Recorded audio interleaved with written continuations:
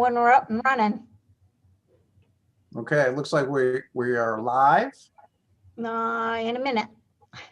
Okay. All righty, now we're live. Okay, good morning. This is a public hearing of the State and Local Government Committee. My name is Joe Baldacci. I'm from District 9, which is Bangor and Herman. My co-chair is Representative Ann Matlack. I'm going to go around, just have everybody introduce themselves briefly. Representative Matlack. Good morning. I'm Ann Matlack. I represent House District 92, which includes the communities of Cushing, Thomaston, South Thomaston, St. George, Matinicus, Cree Haven, and the Muscle Ridge Islands. Great. Representative Toole. Good morning. This is Representative Will Toole. I represent the Machias area, plus Lubec and Eastport. Great. Thank you. Representative Donna Dorr.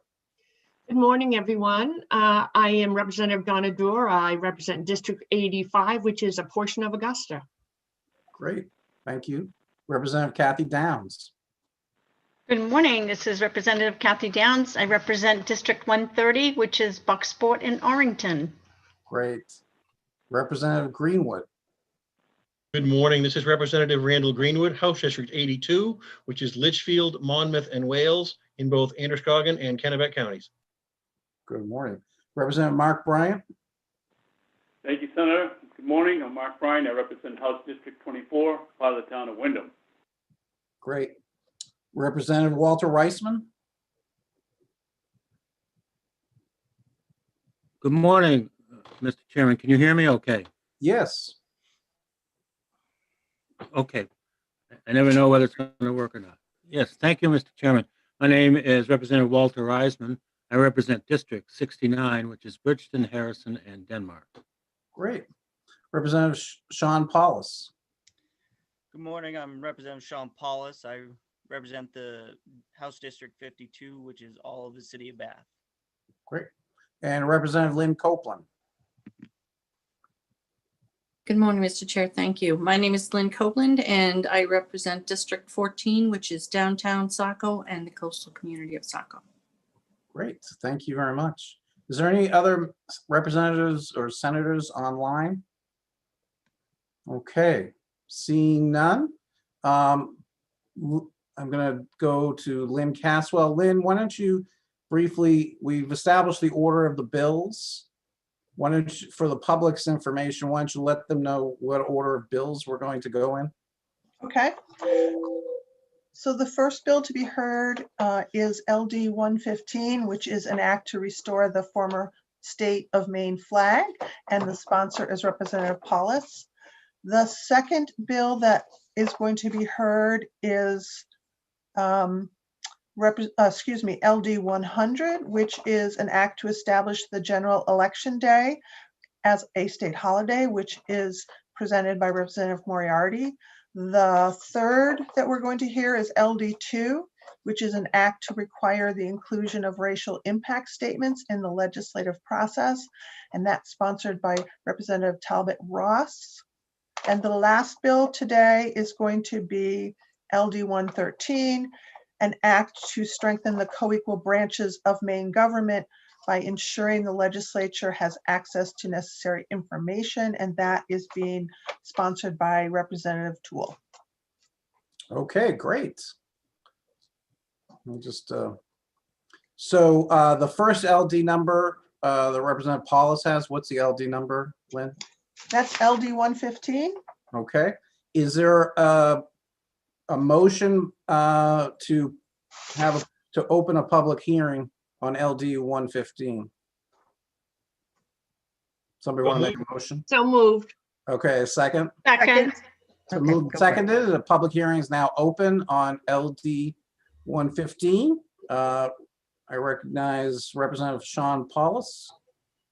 Why don't you, as the sponsor, why don't you give us your summary and argument? Representative Reisman, just a second, Representative Reisman appears to have a question. Yep. Yeah, just want to make sure that we have a quorum. Yeah, I think we did. I counted that Thank before you. we got started. But thank you. Yep.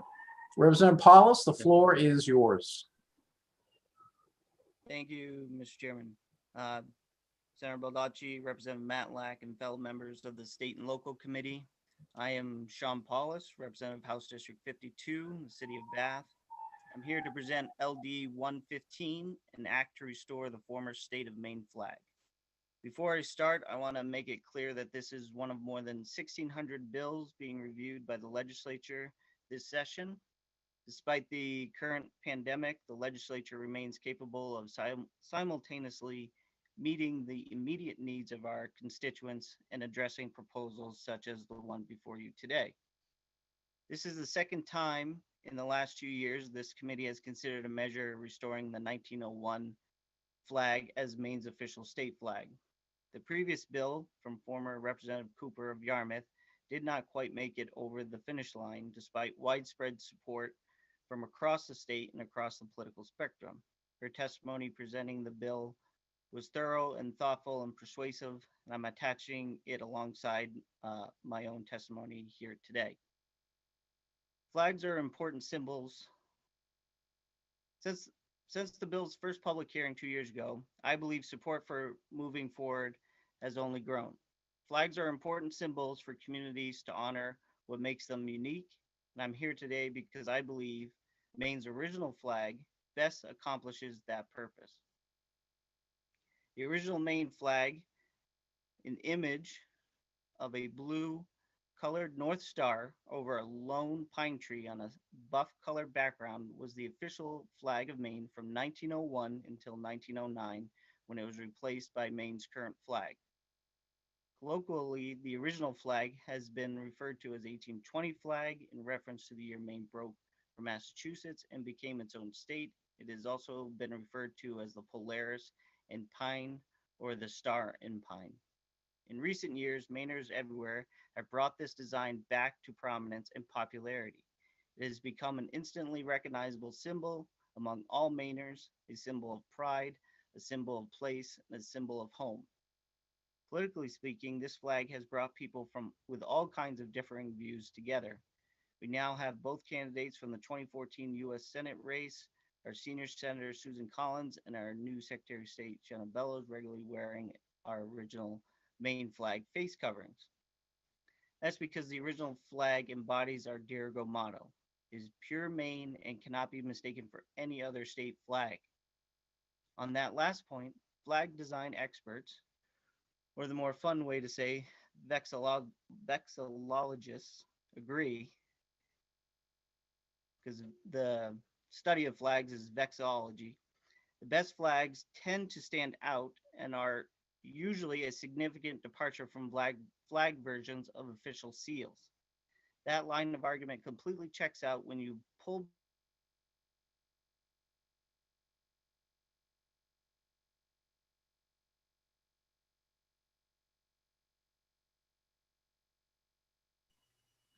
Representative Paulus, Representative Paulus, we can't hear you yet. we can't hear. Representative Paulus? Yeah. Can you hear me? I can now. Yep.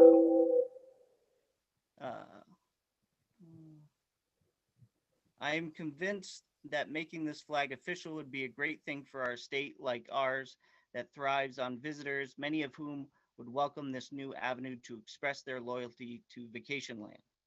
In passing this bill, we would be both honoring our history and heritage and doing something that many Mainers have been asking for. Let's listen to them this time in a period of great difficulty for so many. This is a small but real way to spread some basic joy and happiness and pride in who we are. Thank you for the opportunity to present this bill. I'd be happy to answer any questions the committee may have. Thank you. So what I would ask is if there are questions from members of the committee, if you want to raise your hands. Okay, Representative Donna Dorr. You can raise your hand. You can raise your hand literally or figuratively. Yeah, well, literally is easy for me, so. Representative Paulus, thank you, and I think this is just a wonderful idea. I wonder if you have any information or could get the information on what the cost would be for like state buildings to replace the old ugly blue flags we have now. That would be very helpful, but I think it's a great idea. Thank you. Representative, we don't have an official cost for replacing the state building flags. I know there was a fiscal impact and it showed that there was no official fiscal impact, but I'm sure we could get that number for you. Thank you. Okay, any other questions or comments? Just for purposes of the public, we do not take votes at a public hearing, correct? We refer this to a work session. Correct. And just for purposes of public information, we've assembled electronically for this public hearing, and there's been a process set up for people from wherever to be able to provide written or oral comments on every bill. So, Senator, may I? Yeah. I just wanted to make the comment that the committee has agreed that everyone testifying, and that doesn't include the sponsors who will be explaining the bills, but everybody who is testifying for, against, or neither for nor against are limited to 3 minutes. Thank you, Representative Matlack. That's very helpful. Do we have? I'm not sure. I know we've received written testimony on this bill, but have we received? And are there others that wish to speak regarding this matter? Okay. Does any representative want to comment on this matter, even if they don't have a question? Okay. Well, I will comment real quickly that I was a co-sponsor of this bill because I think it's a beautiful flag, and I would love to see this flying above our state rather than a blue flag with a seal that looks like every other blue flag with a seal across the country. I think it should be unique the way the state of Maine is unique, and I'm very supportive of this bill. Okay. Are there any other members of the committee that wish to make any kind of statements regarding the bill or have any other questions? Okay. Lynn has a comment. Okay, Lynn. I do. I believe that's Secretary of State Bellows is raised her hand because I believe she sent a last minute email that she wanted to testify. So she's probably an attendee that needs to be promoted so that she can testify. Yeah, so I'm going to need yourself, Lynn, and Cheryl to let me know when people want to come in on which bills they want to testify.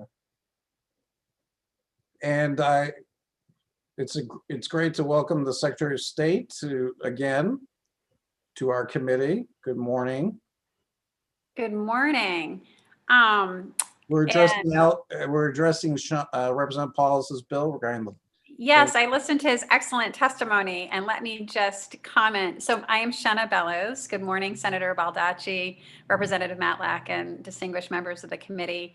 I am the Secretary of State, and to Representative Paulus's point, I wear the mask that is, a mask that has the flag that is proposed in his bill frequently. It is one of my favorites. It is a lovely design.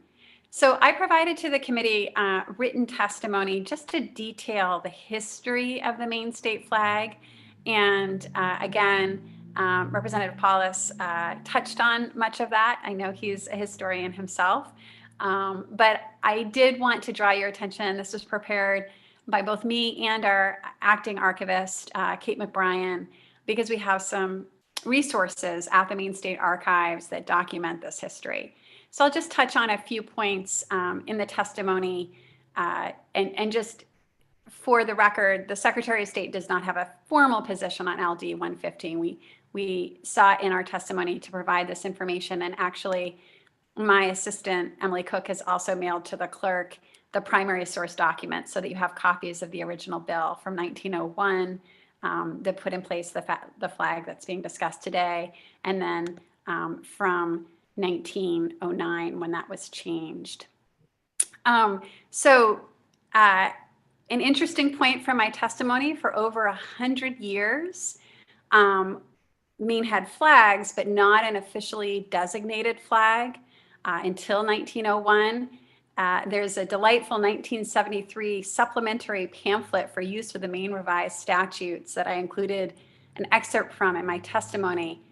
And it says, quote, "For many years, the state of Maine had no flag established under the authority of law. At one time, the stars and stripes with the seal and arms of the state in the center of the Union was most in use. During the Civil War, a blue silk flag, conforming in size and trimmings to the United States regulation colors, blazoned with the arms of the state in the center of its field, was carried by Maine troops." In 1901, the House of Representatives referred an act to establish the state flag to the then Military Affairs Committee. And the original bill specified, and again, I'll quote from the actual primary source document, "The state flag is hereby declared to be blue, charged with the arms of the state in the colors and as described in the resolves of the state of Maine from 1820 to 1828. Volume 1, Chapter 4, resolve for providing a seal, June 9th, 1820, description of the device, and C of the seal and arms of the state of Maine."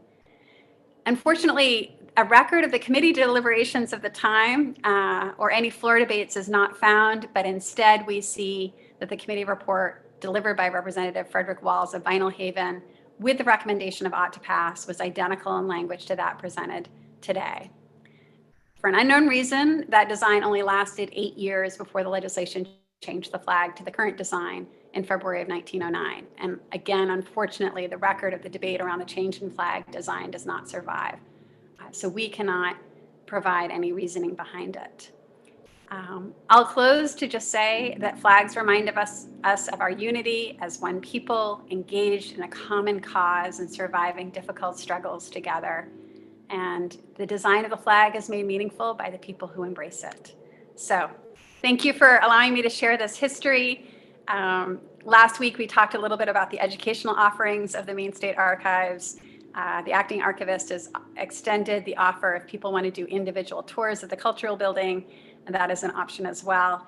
We're here to just provide information that is housed there to help in your deliberations. Thank you. Thank you. Very helpful. Any questions or comments by members of the committee for the Secretary of State? Okay. Or otherwise, Secretary Bellows, thank you for joining us this morning. You're welcome to stay on as long as you wish to. So are there any further comments regarding this particular item? So do I need to move to close the public hearing, or we just leave it open? Oh, I'm sorry, Representative Copeland. Thank you, Mr. Chair. I know Representative Paulus noted that there was no fiscal impact in terms of the state government, but I think it has an impact on our economy, that people will embrace this. There are masks, there are hats, and I don't know if that's been quantified, how that, what that economic impact is, but I thought that was an interesting perspective. No, that's a good point. I think it's been well received publicly since it was first discussed a year or 2 years ago. Okay, hearing no other comments, I would go for a motion to close this public hearing. No, we don't have to. We just keep the public hearing open in general. Okay, so the next item on our agenda is which LD number, Lynn? You are next taking up LD 100, which is the act to establish General Election Day as a holiday. And I believe according to the list that Cheryl put together, in addition to the sponsor, Representative, there's 2 individuals who want to testify, Patty DuBois and Elaine King. So Why don't we start with is Representative Moriarty available?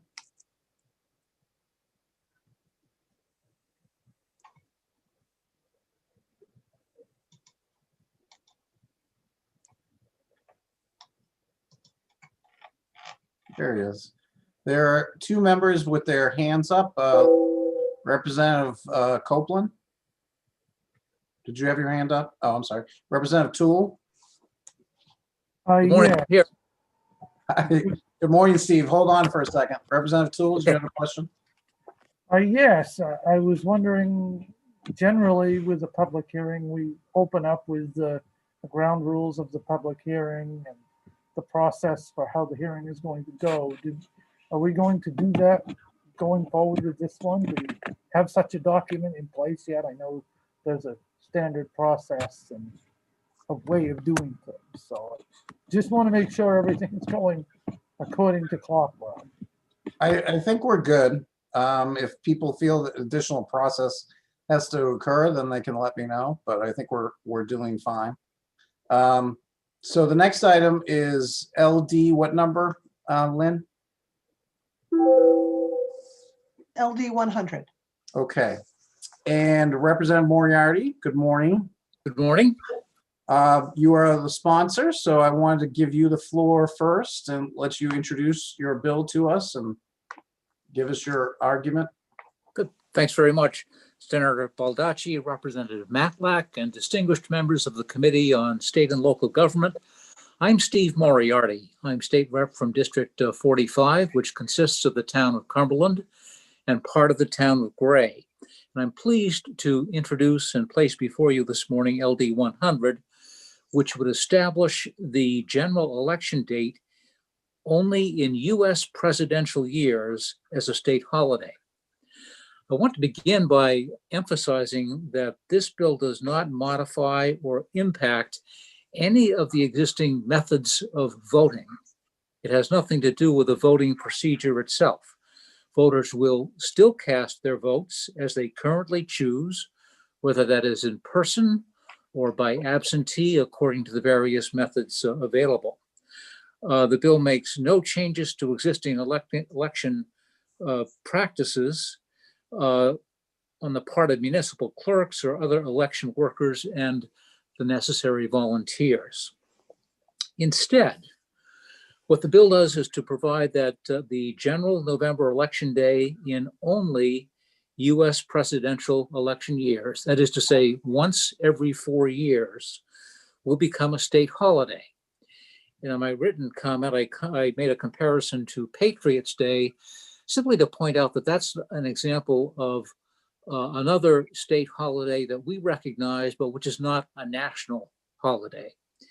And so in that sense, they would be comparable. The new proposed holiday, as I mentioned, will occur only one day every 4 years, not annually and not biannually. Our presidential elections, in my judgment, are the most important in which we participate as citizens. And the intent of the bill is to remove potential barriers to voting, which may be created by employment or other commitments which would preclude those who choose to go to the polls from doing so. We've all heard anecdotally on the news of people who have said, well, I couldn't vote or I didn't vote because I had a very busy day, an unexpectedly long day, and therefore I missed out.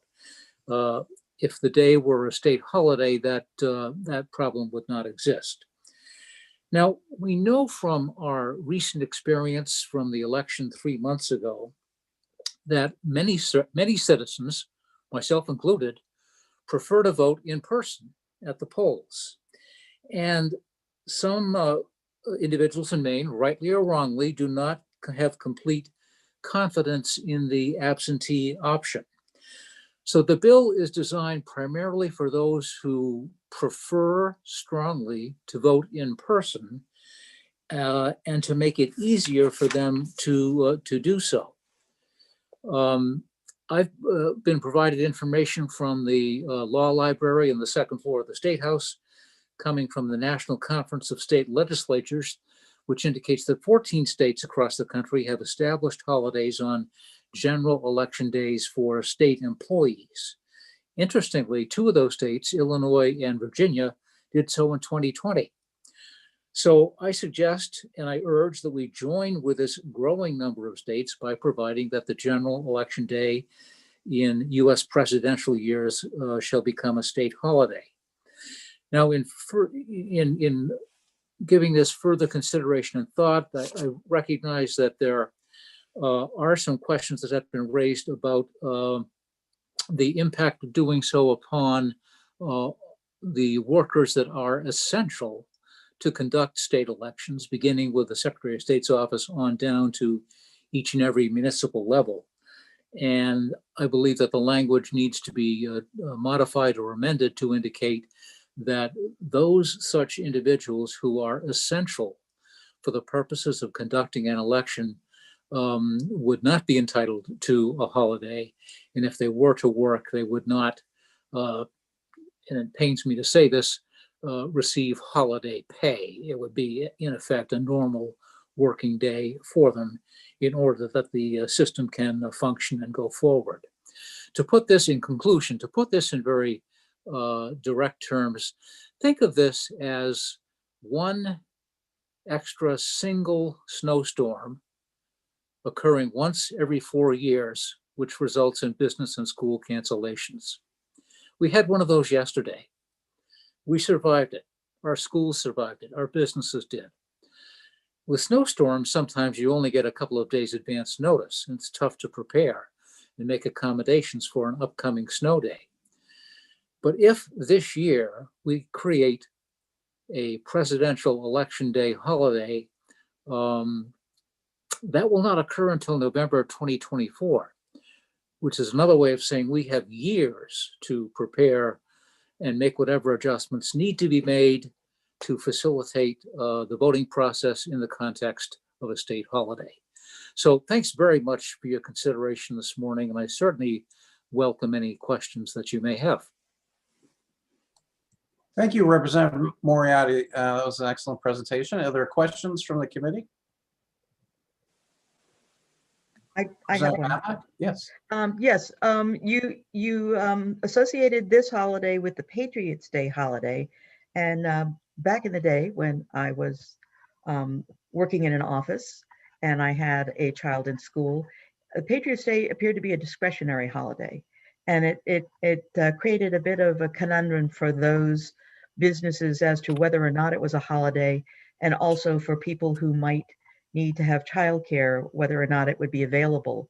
Do you have a response to concerns that this might be a discretionary day that some people might not be able to take, but or would cause confusion for those who are still, for those employers who may or may not have the ability to allow people to get off work that day? Thank you, Representative. I do have an answer for you, and there are 3 statutory references that were provided to me by the law library of existing statutes which designate all applicable state holidays. And each one includes Patriots' Day in the list. And just to give you the source, Title 4, Section 1051 deals with judiciary. And it lists the holidays on which the courts must be closed. Patriots' Day is among them. Title 9B deals with financial institutions and describes business days that are applicable to financial institutions. And a business day is any day other than the following, and they list the holidays, and Patriots' Day is one of them. Finally, you mentioned education, that's Title 20A. All of the school holidays are listed, and Patriots' Day is one of them. I can't, in all honesty, tell you how each and every private employer or public institution necessarily responds to that. In my own experience, I'm retired now, but when I was working, it was sort of a business casual day, and a lot of people would come in maybe a little late and not quite stay as long, but it was treated as not a regular business day. This might be an appropriate point to just to digress for a quick second. It's something I noticed in preparation for the hearing. That statute I mentioned dealing with judiciary, Title 4, Section 1051, currently lists all the holidays in a paragraph format, and it doesn't include Thanksgiving Day. And if you look at my bill, which came from the reviser, They listed all of the holidays in a sort of a column, as you'll see in the bill. They also didn't include Thanksgiving Day. The other two statutes I mentioned from education and financial institutions do list Thanksgiving Day. So just as an aside and a minor digression, we really ought to tune up section 1051 to make sure that the judges and courts know that Thanksgiving Day is a holiday. Thank you very much.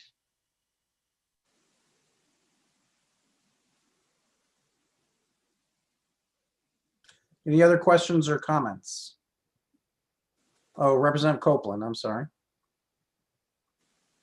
Thank you, Mr. Chair. My question is, has there been consideration of, instead of having it a full day, having, 5 hours off or some other increment of time to allow people to vote? Good question, Representative. In all honesty, I didn't give that consideration personally, because it would be difficult to pick, let's say, a 4 to 5 hour slot that would work for everybody across the board. We know that, well, in my community, polls are open 13 hours from 7 a.m. to 8 p.m. And I think that's true for much of the state. And people will be doing other things that day. There may be, if it's a school, if the schools do observe it as a holiday, there may be a family trip or a foliage drive or something like that. So I thought it best not to compact the duration of the holiday, but rather to make the entire day a holiday. I just think it would be a little bit difficult to manage and would make it a bit more complex. Thank you. Sure, thank you. Okay, any other members of the committee wish to make any comments? I know we have some other speakers. Representative Moriarty, anything you wish to add to your comment? One question, Senator, I wonder if I have an opportunity to reply to any of the speakers if necessary, or whether that's not part of the procedure. Okay, no, that's fine. Okay. We will enter. I think during our work sessions, we will have an opportunity for you to come back and Okay. talk with us about other things that might be coming up. So that would probably be the best time for you to Fair enough. Fair enough. Thank you. Bring back your rebuttals. Thank Fair you. enough. Appreciate that. So I understand that Eileen King is present, wishes to make comment. Oh, I'm sorry, Lynn. It's difficult in the Zoom world because you don't know pros and cons. So I believe, usually, as you know, you do all the proponents first, opponents, neither for nor against. I believe Secretary of State Bellows is here to testify in favor. I believe Ms. King is to testify against. So she would go second. So Secretary of State first, and then there's someone. And then there's a Penelope Hamblin who wishes to testify. And I don't know if she's for, against, or neither for nor against. I have promoted her, but she hasn't turned on her video yet, so we can't see her. So she just said neither for nor against. So I think it's Secretary Bellows, then Ms. King, and then Ms. Hamblin. Okay. So Secretary Bellows, again, you have the floor. Thank you, Senator Baldacci. Oh, I apologize. There's also Representative Copeland. You have a question, Representative Copeland. I apologize. I have not taken my hand down. Oh, okay. I just want to make sure we have Secretary Bellows. Go ahead. Thank you. Thank you, Senator Baldacci, Representative Matlack, and distinguished members of the committee. The Secretary of State supports LD 100 and thanks Representative Moriarty for bringing this forward. The election held on November 3rd, 2020 was unique and historical and will be studied and remembered for many reasons for many years to come. Today, I would like us to think about it as an unexpected pilot project for having Election Day be a holiday in a sense. For years now, many people who work to break down barriers to voting access have advocated for Election Day to be a holiday. In theory, if you reduce the number of people who have to think about all the normal things of a Tuesday, childcare, drop off and pick up, school, drop off and pick up, getting to work on time, having to stay at late work because of a meeting perhaps that ran long, dealing with traffic, getting on the highway to come home, more people would be able to vote more easily if those barriers were reduced. With so many people working from home with more flexible hours in 2020, and more people voting absentee, we found out what that might be like, and the results were fantastic. Well, certainly not due to this one factor alone, voter participation in the 2020 election in Maine was about 78%. As a new Secretary of State, I was equally pleased to hear from local clerks that without as many people as usual working in-person jobs and also voting in person, we didn't see the traditional and sometimes frustrating bottlenecks of voters before work in the morning, after school gets out in the afternoon, or after work ends in the evening, at least not to the same extent. Keeping a steadier pace throughout the day for people who needed or wanted to vote in person on Election Day is easier on our local election officials as well as our voters. While making Election Day a holiday is just one of many positive reforms the legislature will consider this year, I think it provides a positive benefit for both Maine voters and our election officials. However, as Representative Moriarty did note, on most state holidays, quote, non-essential state employees are given the day off.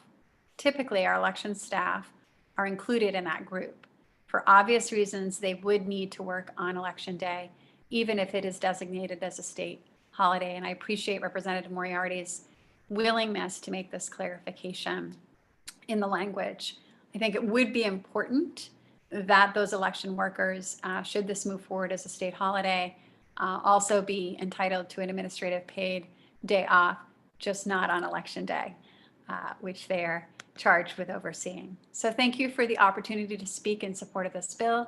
I'm happy to take any questions. Thank you, Secretary Bellows. Any questions for Secretary Bellows? Seeing none, thank you, Secretary Bellows. Are there other speakers in favor of this bill that wish to come forward? Okay, don't see any, so the next speaker will be Eileen King. Eileen, Ms. King, good morning. How are you today? Could you just introduce yourself and what organization you're with? Good morning, Senator Baldacci, Representative Matlack, and members of the State and Local Government Committee. I am Eileen King, Deputy Executive Director of the Maine School Management Association, testifying on behalf of the legislative committees of the Maine School Boards Association and Maine School Superintendents Association in opposition to LD 100. Our members oppose this bill because the state holiday designation would close schools. That sends the wrong message to students, since education is a very important part of our thriving democracy. If the concern is around the safety of schools that are used as polling places, we believe districts take precautions now to keep students and staff safe. If circumstances should arise that cause districts to be concerned, we can do remote learning for that day. What we should not do is send a message that public education and voting represent competing interests on Election Day. In reality, they are both an integral part of our rights as citizens, and I'd be happy to answer any questions you have. Thank you, Ms. King. Any questions for Ms. King? Seeing none, I think that are there any other opponents? Okay, Representative Reisman, you have a question? I can't hear you, sir. Okay. There we go. In the process of, okay, thank you very much, Senator. In the process of taking testimony, I have received in the last few minutes some testimony from the city of Lewiston. I was wondering how we intend on handling some of this testimony that's come in from the outside. Well, I think it's available publicly, right, to all of us. Is that correct? And I think all of us as members can discuss it here if we wish to, can read it on our own. I don't think it has to be read into the record. I think it's automatically becomes part of the record. So I don't think that we have to have a special procedure. If you want to note if you want to make a statement about people or entities that oppose it or support it or have special comments we should recognize, then I would welcome those type of comments. But I don't think it's necessary to have those comments read into the record. They are automatically become part of the record. All right. I believe that's what work sessions are for. Unless people are here to testify, their written comments are received, they're on record, they're available on the website, and we can refer to them when we have our work session next week. So, may I respond? Yes, go right ahead. Thank you. The this is a testimony from the city of Lewiston and from who's the individual? I think it's the clerk, and it's in opposition of this bill. And for Representative Moriarty's benefit, he may want to be able to respond. Is he going to have an adequate chance in a work session to respond to some of these issues on the holiday? We will make sure that everybody gets a fair chance to respond. He has access to those materials, so he can note those in his replies that he makes to the committee orally or in writing, however he chooses to do so. So thank you, Okay. Representative Reisman. Thank you. I would recognize, since I don't see anyone else wishing to speak in opposition, I recognize Penelope Hamblin. Good morning. Ms. Hi Hamblin. there. How are you doing? Good Welcome morning. to the State and Local Government Committee. Thank you. I understand you want to provide some testimony. Could you identify yourself, and are you with an organization or just as an individual? Yes, thanks. Senator Baldacci, Representative Matlack, and distinguished members, I'm Penelope Hamblin. I'm a resident of South Portland, and I'm here today as a volunteer representing the League of Women Voters of Maine. Great. Our positions are decided by member consensus, and because we do not have a position on making Election Day a holiday, I'm testifying neither for nor against. Celebrating democracy, increasing voter turnout, removing barriers to voting have been at the heart of the League's work for more than 100 years, and we appreciate Representative Moriarty's intention of advancing these goals. The rationale for making Election Day a holiday is that it should allow more working people to vote. Most countries around the world hold elections on the weekend for this very reason. Could a state holiday be a small step toward building a more equitable democracy by reducing barriers to voting? We know that voter turnout in Maine is lowest in districts with the highest poverty rate. There are any number of practical reasons for this. Workers in low-wage jobs and those working multiple jobs simply may not have the luxury of time off. Maine is one of 22 states that do not have laws requiring companies to give employees time off to vote. Low-income workers may lack transportation or childcare or the resources to overcome a disability or a language barrier. It's important for you to consider whether closure of state and local government offices and schools could have unintended consequences by depriving low-income Mainers of resources that could help them vote that day. If schools close, parents would have to have the added burden of childcare on Election Day. And it's unlikely that healthcare, service, or retail businesses would close, so many low-wage workers would probably not have the day off. And as we've mentioned, of course, election officials will not have the day off. It's difficult to predict the practical impact of an Election Day holiday on voter turnout. There was a Princeton study done about 10 years ago that found little improvement in turnout, but we need more research on this. Regardless of the practical impact, however, there would be a symbolic value in establishing a civic holiday to honor and celebrate the act of voting. It would also raise public awareness and provide interesting opportunities for voter education and engagement. Thank you for your time this morning, and I would be happy to answer any questions. Thank you, Ms. Hamblin, and thank you to League of Women Voters. Are there any questions for Ms. Hamblin? Seeing none, I thank you very much for your participation and your testimony this morning. Thank you. Thank you all. Thank you. Anyone else that wishes to testify neither for nor against? Okay, I think we've gone through the loop of possible positions on this, and I think that we can move on to the next matter. Thank you, Representative Moriarty. Thank you, Eileen. Thank you, Ms. Hamblin. And thank you, Secretary Bellows. Representative Matlack. Yes, just one comment. Mr. Moriarty, apparently we have another bill coming towards our committee on a similar topic. So while we will be having work sessions next week on 3 of our bills, we're going to hold your bill a little bit longer for work sessions so that we can have the work sessions for both your bill and Representative Collins' bill at the same time. Okay, thanks very much. I've seen the bill that was released late last week. It does something slightly different than my proposed bill does, but they are fundamentally similar. Okay. Thank you for understanding. Yep, of course. The next item, Lynn. Oh, Representative Toole, you had some questions or comments? Yes, I do think by the rules, we are supposed to formally vote to close the public hearing or declare it closed. Correct me if I'm wrong. Maybe Lynn has some insight on that. If not, What, right, we did not close the public hearing. okay. Yeah, no, Representative Matlack is steering me in the right direction. Okey-doke. So, Lynn, what is the next item? The next item is LD2, which is an act to require the inclusion of racial impact statements. I just want to note that on the sign-up sheet, there's about 42 people. There are 1, 2, 3, 4, 5, 6, about 8 representatives and 1 senator who have signed up to testify in favor.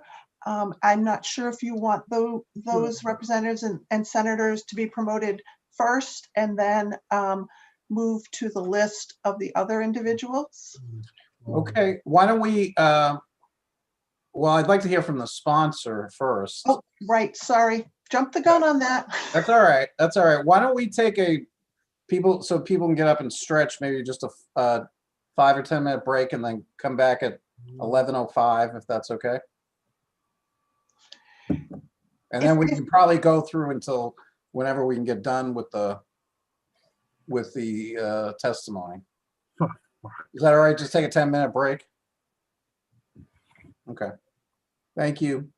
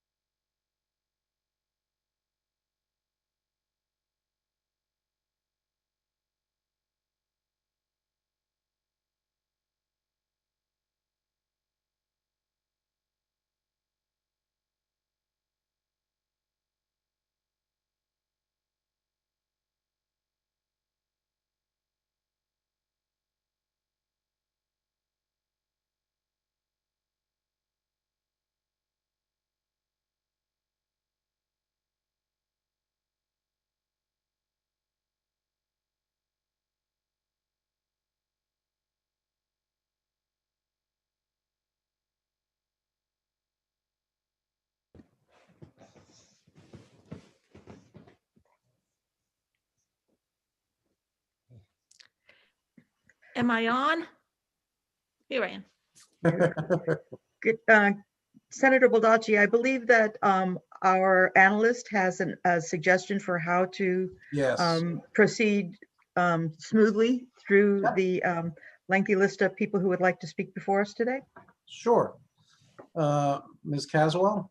Thank you, Chair Baldacci and Chair Matlack. So yes, as I said, after the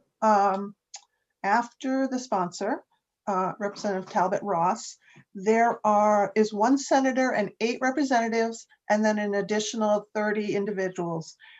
If you would like, Cheryl can have those individuals go first. She would announce in a block of 3. So Senator A, Representative B, Representative C, she would promote them, they talk, they get unpromoted, and she would then announce so that the attendees know when they're getting, their time is coming. And once the representatives and the senator have testified, she will then just go down the list alphabetically and promote. Does that sound like a workable option? That sounds fine. Okay, thanks. So I think, though, we're going to hear from the sponsor or sponsors first. Is that correct? Yes. Okay. Representative Rachel Talbot Ross. Good morning. Representative Ross.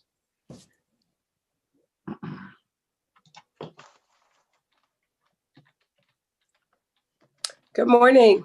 Good morning. It's very nice to have you. State and Local Government Committee, and thank you for joining us.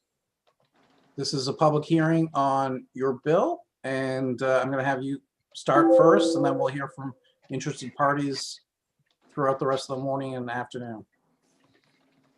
Well, thank you. Thank you very much. Senator Baldacci, Representative Matlack, and esteemed members of the Joint Standing Committee on State and Local Government. I am Rachel Talbot Ross, and I proudly represent House District 40 and serve as the Assistant House Majority Leader. I want to thank you for the opportunity to come before you to present LD2 and the act to require the inclusion of racial impact statements in the legislative process. The past year has been a tumultuous time for our country and our state. So many of the challenges we have faced have thrown existing inequities into sharp relief. These are not new problems, but they are surfacing in new ways, such as the staggering racial inequities and disparities in COVID-19 infection rates and associated health outcomes. In the face of such glaring disparities, many of us are looking at patterns of racial injustice with fresh eyes. Racial injustice does not just harm Black, Indigenous, and people of color, it harms all of us. As long as there has been those among us who have been hampered by it, our communities cannot reach our shared potential economically, culturally, or intellectually. As Dr. Martin Luther King Jr. wrote in the letter from a Birmingham jail, injustice anywhere is a threat to justice everywhere. We are caught in an inescapable network of mutuality, tied in a single garment of destiny. Whatever affects one directly affects all indirectly. Even when all other demographic characteristics are held equal, we know that belonging to a historically disadvantaged racial or ethnic group is consistently tied to disparate outcomes. You will hear from others today who can testify in more detail to the research, but the takeaway is this: in every social, educational, and economic system on which we have data, available data, racial disparities exist here in Maine, just as they do across our entire country. It can be tempting to perceive these persistent inequities as a distant national problem, but the numbers show that Maine is not immune to this problem. I believe it is important to acknowledge the backdrop against which we are having this discussion. I also know that by taking such a broad view, we can disrupt racial injustice, and it seems like a daunting task, but the truth is that we must make our systems more just and fair through a series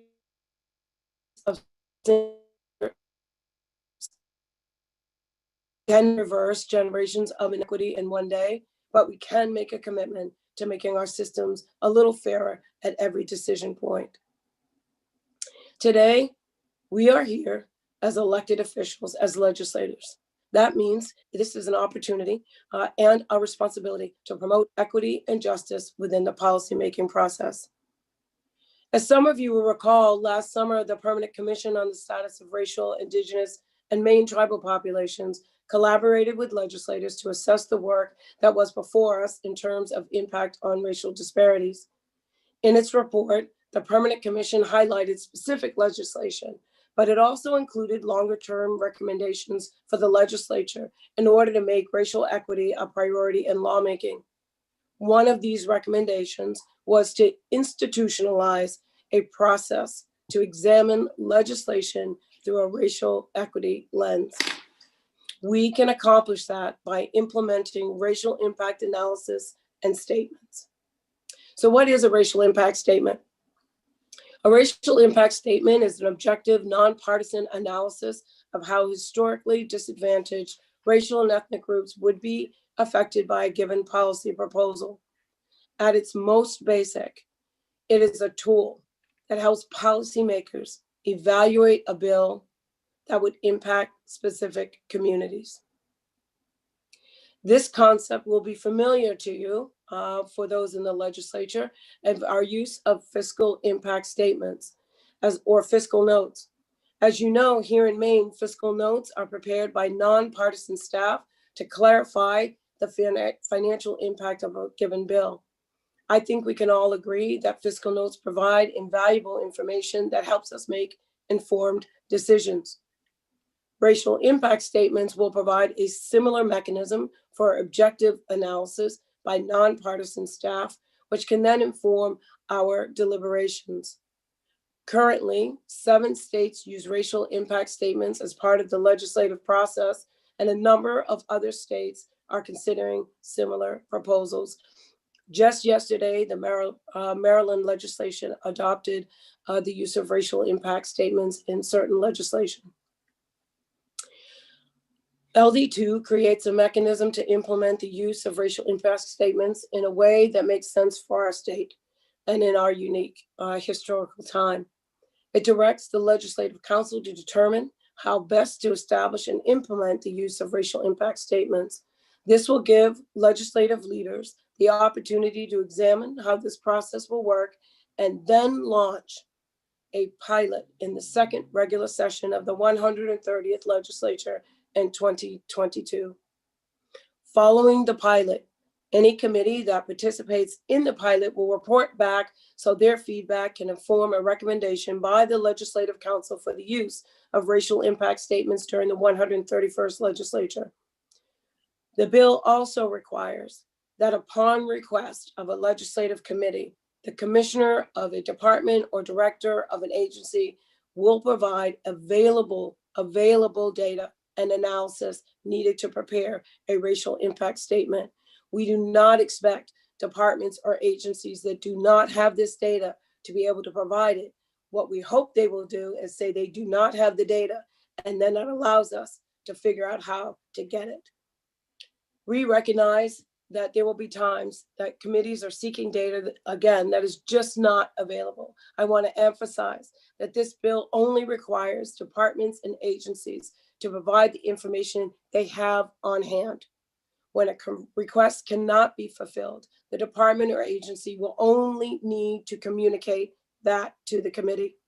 The fact that the data does not exist in itself will be useful knowledge for legislators. If members of a committee see fit to do, I would support adding clarifying language to this bill in order to prevent any confusion around a department or agency's responsibilities when data is not available. Please know that I am glad to work with each of you on such an addition. On their own, racial impact statements will not end racial disparities. They will not dictate the policies we choose to advance, but the proposal does represent a significant chance to change the way in which we make those decisions for the better. I want to be very clear. Examining proposed policies in this way does not raise up one group at the expense or inclusion of another. When we approach policymaking intentionally with consideration for all Mainers, we as lawmakers will be empowered to do our job well and to make sure that policies benefit everyone. Each time we come to the decision-making table, we have an opportunity. We can exacerbate existing disparities or we can eliminate them. We can create new injustice or prevent it. But without a quantitative analysis of the proposals before us, we cannot always see clearly which path we need headed down. With LD2, we can change that. With the use of racial impact statements, we can ensure that we have the impartial information we need to make the best possible decisions for our state. And those who come after us will have this tool to do the same. I want to thank you for your attention and your consideration of this measure. I would be happy to answer any questions or help move this forward in any way you see fit. Thank you very, very much. Thank you, Representative Ross, and thank you for being such a great champion and spokesperson for justice. It's definitely needed. Are there any members of the committee that wish to ask questions of Representative Ross? I don't see any, but Representative. No, thank you. Oh, No, Representative. I was just going to say, no, thank you. I look forward to our work session. Yeah. So we're going to, I think, Lynn Caswell. I have the Cheryl? next people. Yeah, I have the next people in. It Okay. should be, the next person is Representative Cloutier. Representative Cloutier. Thank you. Good morning. Senator Baldacci, Representative Matlack, and esteemed members of the State and Local Government Committee. I am Representative Kristen Cloutier, and I proudly represent House District 60, part of Lewiston. I am here to express my wholehearted support of LD2, an act to require the inclusion of racial impact statements in the legislative process, and I wish to thank Representative Talbot Ross for bringing this vital legislation forward. Last year, I was proud to be one of the legislators who worked closely with the Permanent Commission on the status of racial, Indigenous, and Maine tribal populations to begin looking at our work through the lens of racial equity. We examined the legislation that was before us at that time with the goal of identifying measures that would combat racial inequities, particularly systemic and structural inequities. As Representative Talbot Ross mentioned in her testimony, at the conclusion of that process, the Permanent Commission issued a report that not only highlighted specific bills, but also urged the legislature to find a way to carry that approach forward in the future. LD2 is a significant step toward institutionalizing an equity-focused approach to lawmaking, as the Permanent Commission recommended. Racial impact statements will give us, as lawmakers, access to the information we need to make the best possible policies for the people we represent. We are often faced with complex issues and policy decisions, and our deliberations have far-reaching impacts throughout the state. I believe it is a matter of responsible governance that nonpartisan, objective analysis, as proposed by LD2, is part of that policymaking process. I represent part of the city of Lewiston, the second most racially and ethnically diverse municipality in Maine, and issues of racial equity and justice have been central to my work throughout my time in the legislature and in city government. But let me be very clear. The benefits of a more inclusive approach to lawmaking are not limited to districts like the one I represent. When we focus our work around fairness and justice, it benefits us all. Thank you for your consideration. I hope you will join me in supporting LD2, and I'd be happy to answer any questions you may have. Thank you, Representative Cloutier. Any questions for Representative Cloutier? Seeing none, I think we'll move on to the next person, next speaker. Cheryl? You're on mute right now, so. The next speaker will be Senator Carney. Senator Carney, welcome to State and Local Governments. Thank you very much. Good morning, Chairs Baldacci and Matlack, and esteemed members of the State and Local Government Committee. My name is Ann Carney. I'm a state senator. I serve Senate District 29, Cape Elizabeth, South Portland, and part of Scarborough. I also am the chair of the Joint Committee on the Judiciary. I'm here today to speak in support of LD2, an act to require the inclusion of racial impact statements on the legislative process. I want to thank Representative Talbot Ross for offering this important legislation.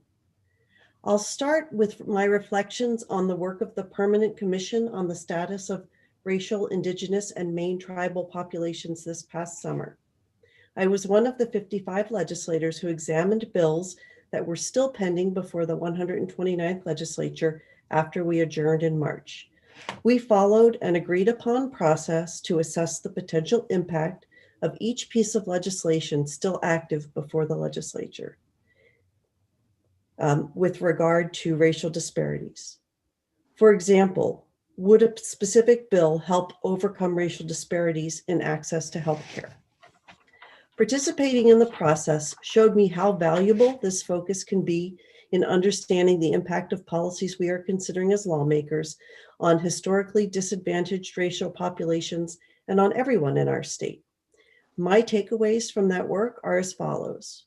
First, all Mainers will benefit greatly if the legislature has access to a process for assessing racial impact in the course of our legislative work.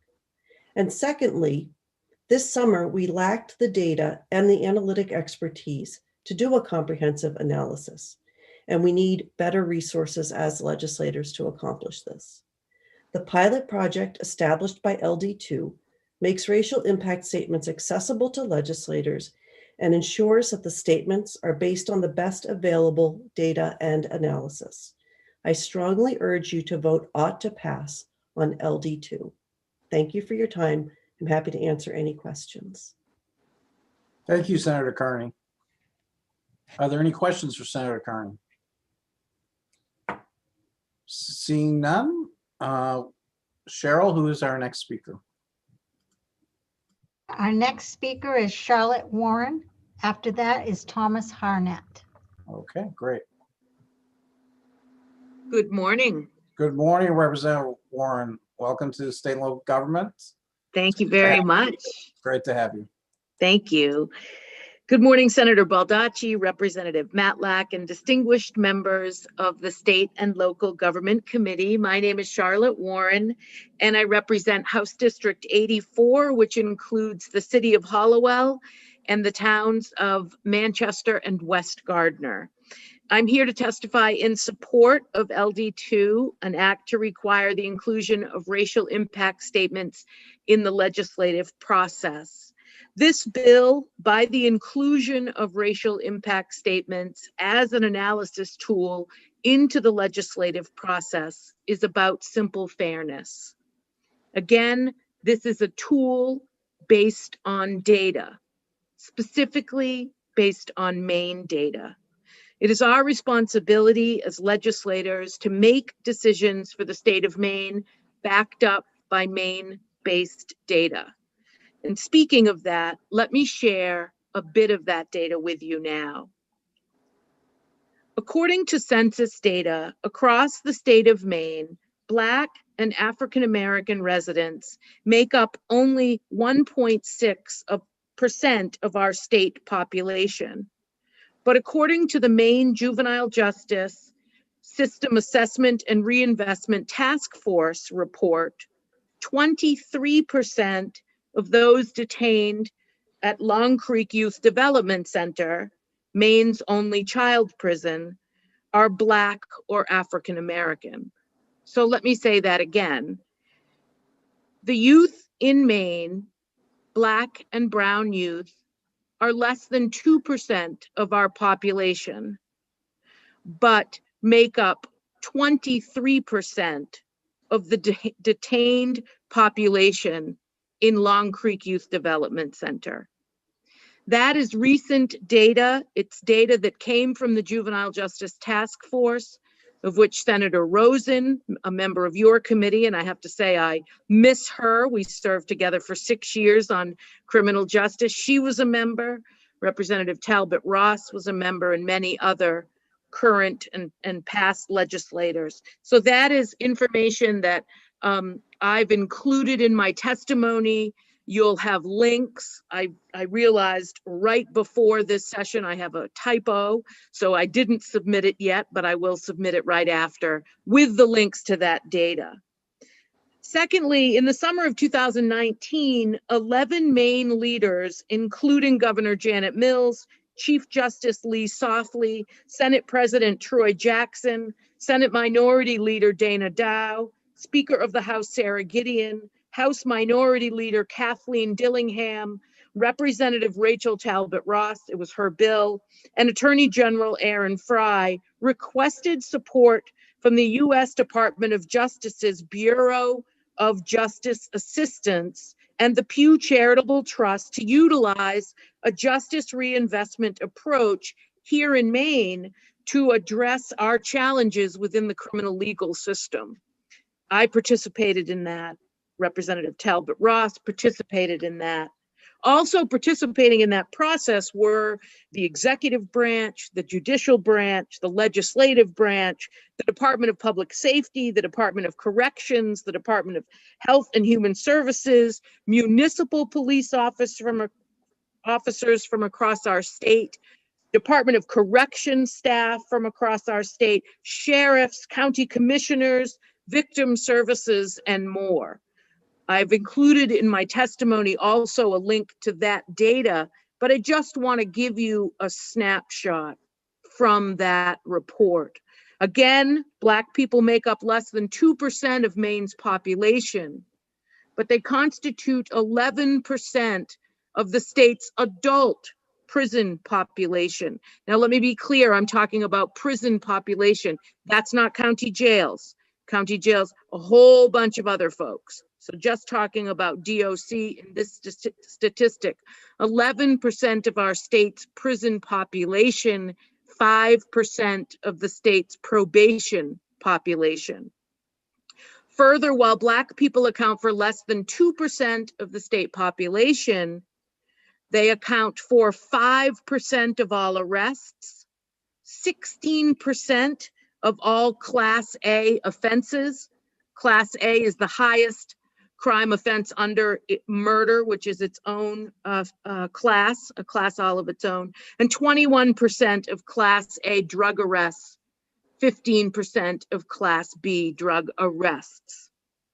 So that's a little bit of an example of some of the data, very recent data that we worked very hard to gather during the last session before COVID hit. This tool provided by, proposed by Representative Talbot Ross will allow the legislature to analyze this very important data and much more that we need to gather to make the best decisions for the people of Maine. And I'm pretty sure that every one of us, when we campaign or when we speak publicly to our constituents, one of the things that we promise is that we are fair-minded people, right? That we are worthy of our seats. We believe in fairness.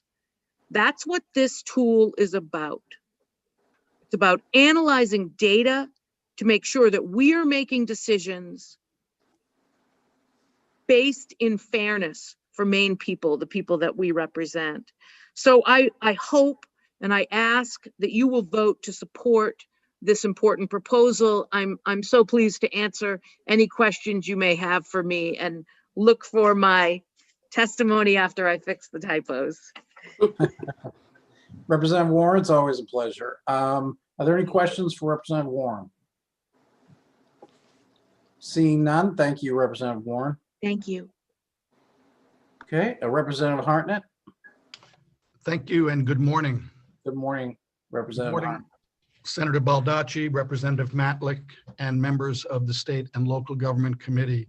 My name is Tom Hartnett, and I represent the residents of House District 83, which includes the town of Farmingdale and the city of Gardner. I also serve as the House Chair with Senator Carney on the Judiciary Committee. I am very pleased to join you today to testify in support of LD2, an act to require the inclusion of racial impact statements in the legislative process. Though you are going to hear from people far more knowledgeable than I am and with much more relevant lived experience on this topic, I want to share my motivation for supporting the legislation introduced by Representative Talbot Ross. During the summer of 2020, I was privileged to work with over 50 legislative colleagues in reviewing proposed legislation to assist the work of the Permanent Commission on the status of racial, indigenous, and Maine tribal populations.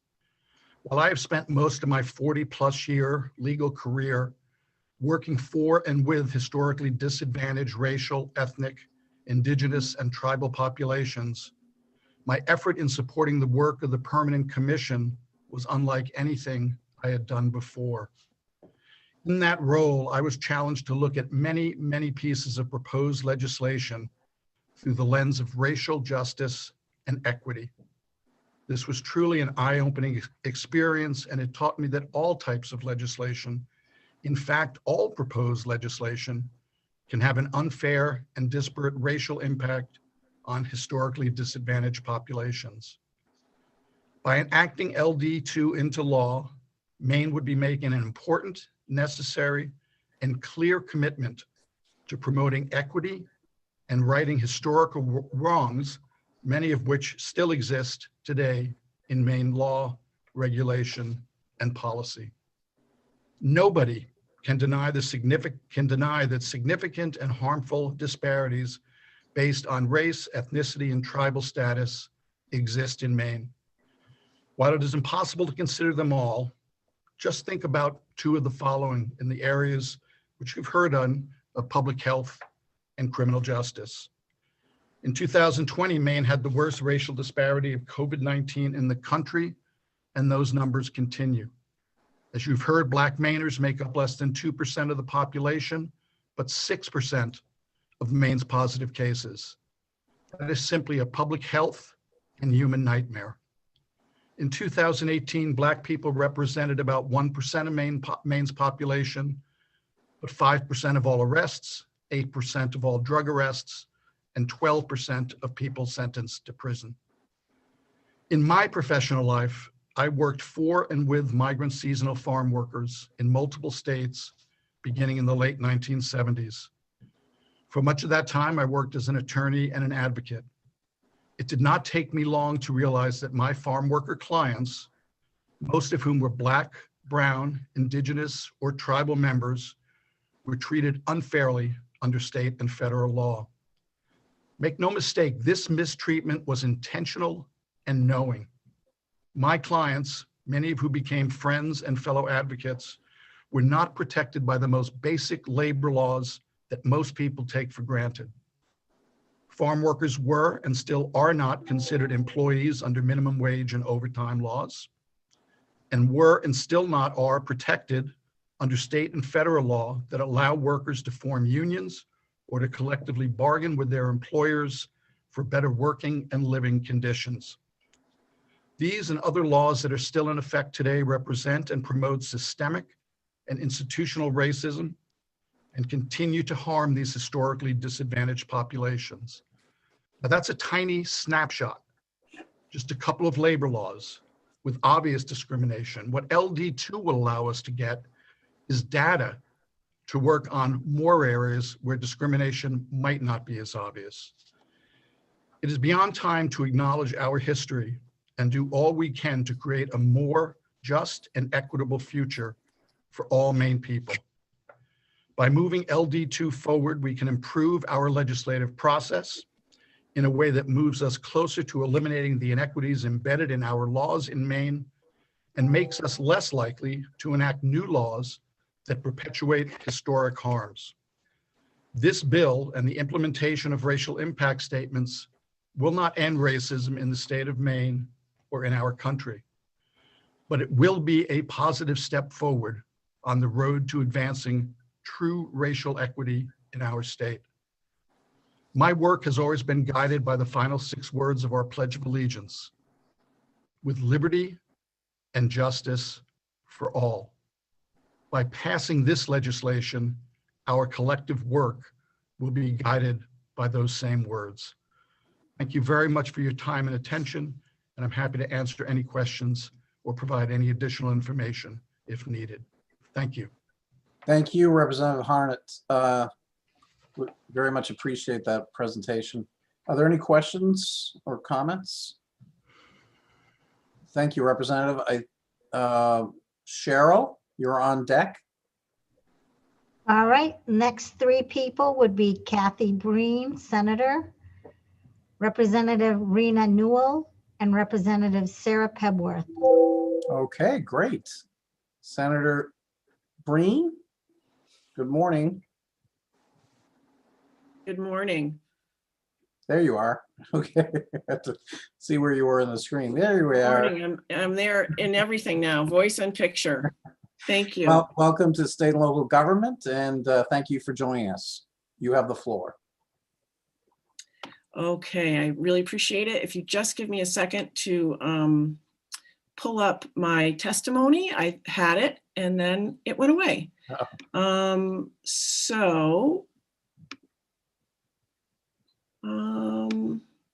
Wonderful. Thank you so much for your patience. And thank you, Cheryl, to all your help in getting this organized today. Senator Baldacci, Representative Matlack, and distinguished members of the Joint Standing Committee on State and Local Government. My name is Kathy Breen. I represent Maine District 25, which includes the communities of Chebeague Island, Cumberland, Falmouth, Gray, Long Island, part of the city of Westbrook, and the town of Yarmouth. It's my pleasure to submit this testimony in support of LD2, an act to require the inclusion of racial impact statements in the legislative process. Growing up in Vermont, a state that shares many demographic traits with Maine, my community of peers, neighbors, teachers, clergy members, and so on included very few non-white people. My parents were from away, having landed in Vermont from New York City in 1964 due to a corporate transfer. They quickly saw that Vermont was racially homogeneous, and they made it a priority to show their 6 children that they lived in a bubble and that the world beyond Vermont had all sorts of people who could enrich their lives. In traveling to Boston, New York, and Washington, D.C. during my childhood years, it didn't take long to notice that people with darker skin than mine lived in segregated neighborhoods, in poorly maintained buildings, with roads full of potholes and could enrich their lives, strewn with trash. In traveling to Boston, New York, and those family trips were the first exposure to the privilege of my whiteness and to what I later came to understand as systemic racism.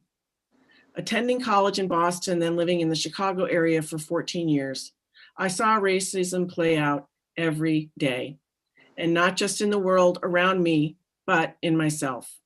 And I've seen it clearly in my 21 years here in Maine. Our reckoning with the legacy of our country's dehumanizing history is long overdue. Racial impact analyses and statements will not solve everything, for sure, but they will provide legislators like us a valuable tool in our toolbox. And we need all the tools we can get our hands on. LD2 lays out a reasonable, methodical way to develop this tool. I hope you'll join me in supporting it. I thank you, and I welcome any questions. Senator Breen, thank you very much. Are there any questions for Senator Breen? Thank you, Senator. Thank you. Thank you. Our next speaker is Representative Rena Newell. Representative, almost good afternoon, but good day to you. Thank you for joining us today. Good morning. Good morning. You have the floor. Thank you. Greetings, Senator Baldacci, Representative Matlack, and other distinguished members of the State and Local Government Committee. I am Tribal Representative Rena Newell from the Passamaquoddy Tribe at Pleasant Point. I am speaking today in support of LD2, an act to require the inclusion of racial impact statements in the legislative process. The Wabanaki Nations have lived here long before Maine became a state.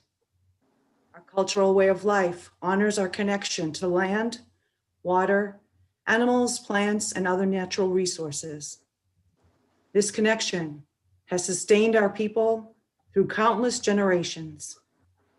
Therefore, it is with confidence that I can state in a good way that we are not going anywhere. However,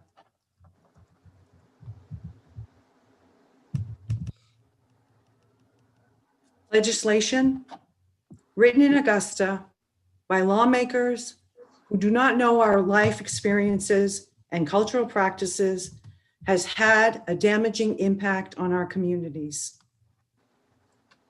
From flooding our lands to build dams, killing our fisheries to build roads, or the cutting of our lumber to put in state coffers, the historical record shows that the Maine government has a long, dark history of enacting laws without regard to the cost of such policies on the communities that I stand to represent, the Indigenous communities of Pleasant Point and Indian Township.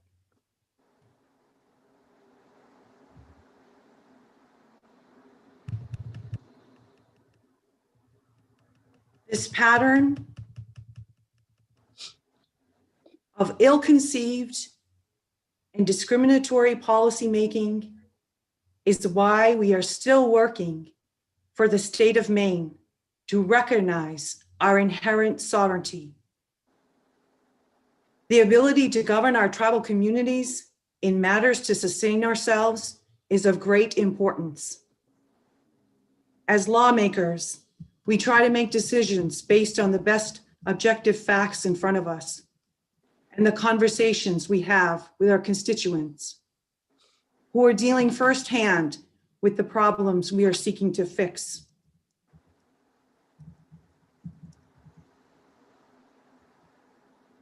The racial impact statement that would have been presented to the members of the 109th legislature who considered the 1980 Maine Indian Claims Settlement Act with the addition of the Maine Implementing Act legislation would have stated that the law would create barriers for the Wabanaki nations to access the programs we need to simply live our life as other Maine populations. It would have stated that the law would create openings to limit our access to our ancestral waters to fish and our lands to hunt. That our very basic need of heating our homes through heating assistance programming would never adequately be funded. And that we would be told we cannot pump water from tribally owned water resources to drink from or stay clean during a health pandemic.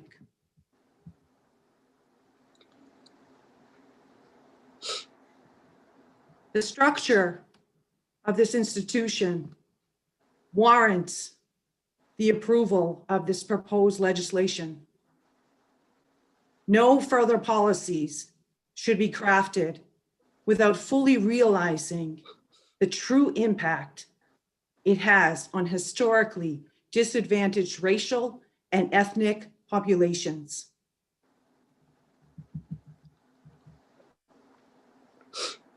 In closing, I offer the good words of Chairman Ned Daniel Jr. of the Potawatomi Forest Tribe of Wisconsin during his 2020 State of the Tribes address to the Wisconsin State Legislature. In the words of our elders and tribal leaders before us, I pray to the Creator that we look back so that we may see ahead. Let us examine our lives so that we are respectful to our fellow human and to nature. Let us respect our children, and above all, let us live our lives in accordance with our beliefs. Thank you for your time and consideration. I am happy to answer any questions the committee may have. Thank you, Representative Newell. That was very powerful. Any members of the committee wish to have questions for Representative Newell? Seeing none, Representative, thank you for joining us today and sharing your testimony. Thank you. And I think Representative Sarah Pebworth is next. Is that correct, Cheryl? Yes. Okay.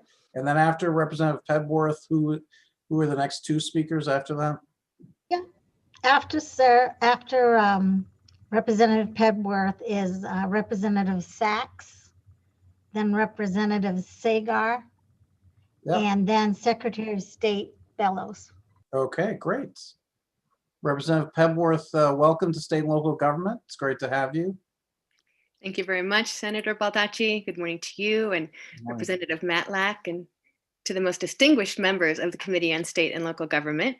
I am Sarah Pebworth. I represent House District 133, which includes 6 towns on the Blue Hill Peninsula. As a former member of this committee, it is my duty to bring you all a delicious gift, and I look forward to a time post-COVID when I can honor that debt. I am here today to support the bill before you. I won't repeat what others have already said so eloquently.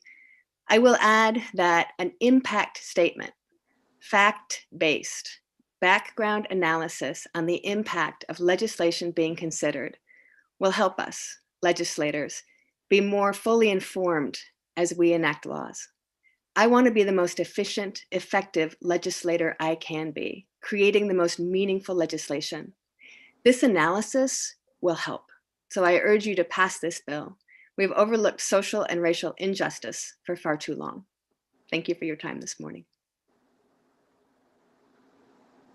Thank you, Representative Pebworth. That was great. Any questions for Representative Pebworth? Seeing none, Representative, thank you very much. Thank you. And Cheryl?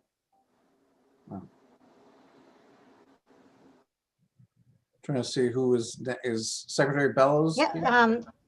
Oh, I'm sorry. Representative Sachs is next. Oh, I'm sorry. Representative Sachs.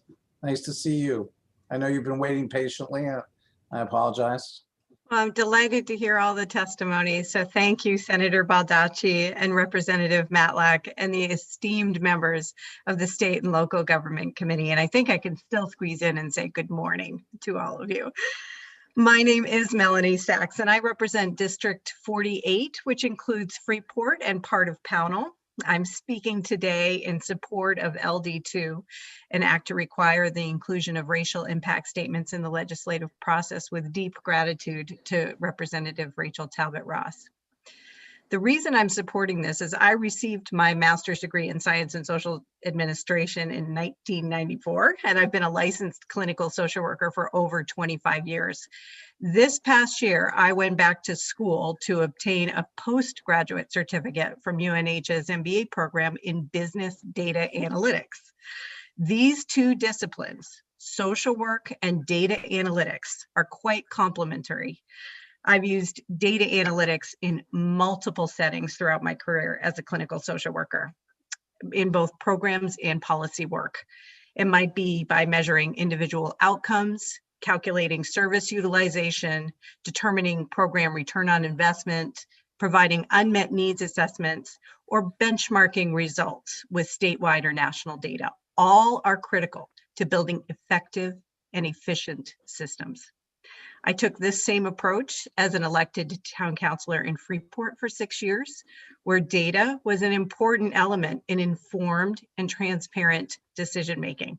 Residents saw their elected officials repeatedly asking for data and explaining decisions within that context. So now, as a new legislator, I support LD2 and the inclusion of racial impact statements into the legislative process because I believe it's a critical piece of data. The impact of systemic racism on our healthcare and criminal justice systems have been highlighted for us in Maine this past year, exposed by data, which both illustrated and exposed those injustices. And yet we know through data that systemic racism also negatively impacts financial systems, housing, employment, climate, and so many other policy areas that the legislature addresses. We cannot begin to change a system without changing our tools and modifying our processes. Clearly, we are not doing so within the status quo.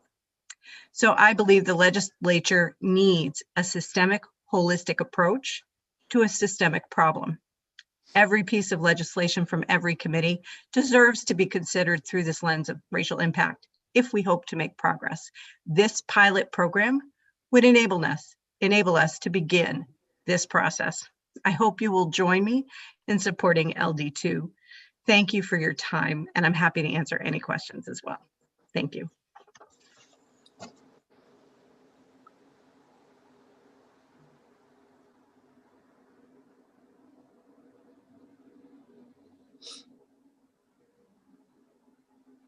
Thank you, Representative Sachs. Are there any questions for Representative Sachs? Seeing none, thank you very much. Thank you so much. Thank you, Representative Sachs. Secretary Bellows, welcome again. Actually, we have Representative Zager. Okay. Sorry, I butchered your name. Thank you so much, Mr. Chairman, Senator Baldacci. Thank you, Representative Zager. I know we're on another committee together, so I mistook you for a committee member, but thank you for joining us today and providing testimony. Thank you so much, Mr. Chair and Senator Baldacci, Representative Matlack, distinguished members of the State and Local Government Committee. I am Sam Zager. I'm a military veteran, a family physician, and I'm honored to represent the hardworking people of District 41 in Portland. I'm here before you to speak in favor, in support of this proposal regarding racial impact statements. On the western tip of Africa 30 years ago, I peered through the door of no return at the so-called House of Slaves. President Obama and his family visited this United Nations World Heritage Site in 2013. They honored the memory of countless Africans who were ripped from their loved ones and forced through that door onto ships for the Middle Passage and centuries of generational bondage on this continent. Now, how could that happen? The merchants, captains, and sailors were operating within a system that not only condones slavery, but in fact rewarded it. Portland, the city that I partly represent, profited from it and enabled it, as did logging and shipbuilding communities throughout the entire state. So even if white people here in the 17th, 18th, and 19th centuries didn't necessarily set out to establish an oppressive economic and military power system, that was indeed the result. And so too, I must mention that European colonists benefited from the epidemiological and the social, military and economic factors that were thrust upon the people of the Dawn, the Wabanaki nations, which Representative Newell of the Passamaquoddy tribe just spoke about more eloquently than I could. So either too many people then wanted the fruits of injustice, or not enough people examined it thoroughly enough to dismantle American slavery, at least not before the system nearly obliterated this union. It is very easy to condemn people in the past for things that we now recognize as reprehensible, for we did not walk in their shoes. However, that does not absolve us of the responsibility to do our best to illuminate and obliterate injustice in our time. That is what this bill intends to do. Now, of course, it would not be a full remedy, but it would be another step in the urgent process of dismantling systemic racism in health, in education, housing, employment, the justice system, and so many other areas. In closing, I ask you to gaze across the centuries and across the Atlantic to the door of no return and support this bill as we consider 3 lines penned by poet Amanda Gorman. Being American is more than a pride we inherit. It's the past we step into and how we repair it. Thank you very much. Thank you very much, Representative. Any questions for the representative? Seeing none, I think Representative Zager, thank you very much for joining us. I think now is Secretary Bellows. Thank you, Senator Baldacci, Representative Matlack, and members of the committee. The Secretary of State, I am Secretary Shenna Bellows, and the Secretary of State office supports LD2. Every elected official swears an oath to support the Constitution of the United States and of this state. The Maine Constitution details the duties of legislators and of the Secretary of State as well. Under the Maine Constitution, I, as Secretary of State, am charged with the safeguarding of the original Maine State Constitution and keeping and preserving the records of the state and all acts and proceedings of the executive and legislative branches.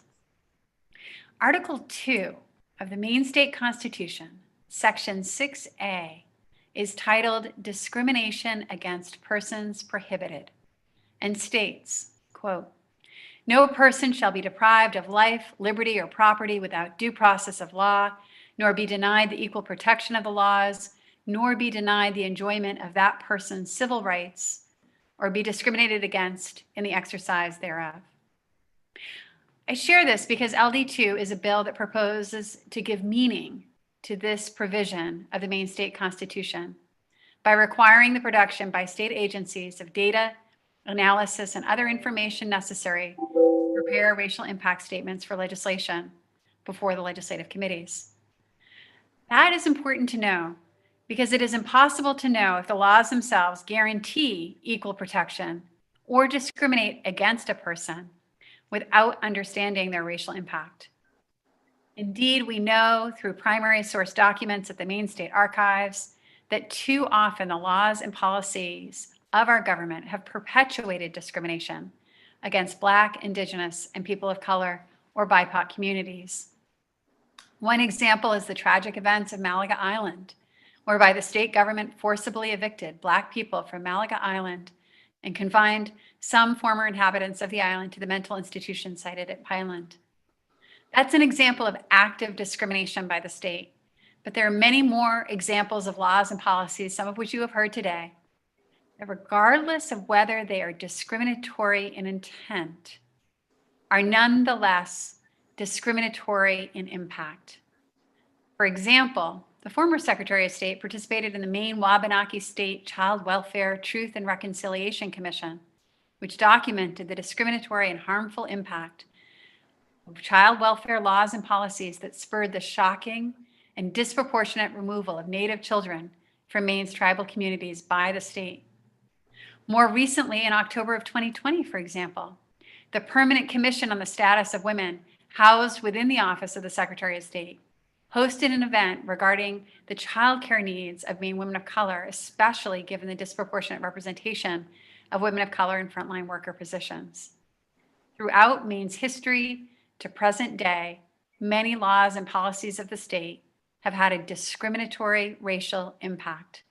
Regardless of our intentions in crafting and passing legislation, we must evaluate whether the impact of the state's laws and policies is discriminatory and therefore contrary to the meaning of the Maine Constitution, as well as the promise of equal protection under the 14th Amendment to the United States Constitution. LD2 provides a mechanism to assess the racial impact of our laws and policies. It is entirely appropriate for the legislature to request data and analysis from departments, including the Department of Secretary of State, that are necessary to prepare a racial impact statement. It is important that the departments understand the importance of this data and analysis and are prepared to supply it upon request. We cannot begin to address systemic institutional racism if we cannot see how our institutions, laws, and policies either perpetuate or interrupt systemic racism. I'd like to close with a quote from World War II veteran, artist, and author from Islesford, Ashley Bryan. In his award-winning book, Infinite Hope, A Black Artist's Journey from World War II to Peace, he writes about his experiences overseas at Omaha Beach and the events of the liberation and then coming home again. Quote, "We Blacks had risked our lives. Thousands had lost their lives to stop Nazism from spreading, to stop the Nazis' hatred and agenda of eliminating these people they had segregated out, deemed as lesser, as unworthy. And yet, in many respects, we were being treated in the same way. I knew that Black women in the war, working as women Air Force service pilots, WASPs, and women accepted for volunteer emergency services waves face the same prejudices as we men did, and perhaps worse. Where was our freedom, our equality? I closed with this heroic Black Mainer's quote because he writes about something that happened in his lifetime. The challenges he describes so eloquently are still with us. No longer in the form of overt discrimination, perhaps, but pernicious racism is no less harmful in its consequences. LD2 provides a structure to help Maine state government realize the promises of equal protection in Article 2, Section 6A of the Maine State Constitution and the 14th Amendment to the United States Constitution. And finally, we really appreciate the sponsor's willingness to clarify that the bill address available data. Addition of the word available before the word data in the bill would be a welcome clarification. We encourage you to support LD2 and are available to answer any questions.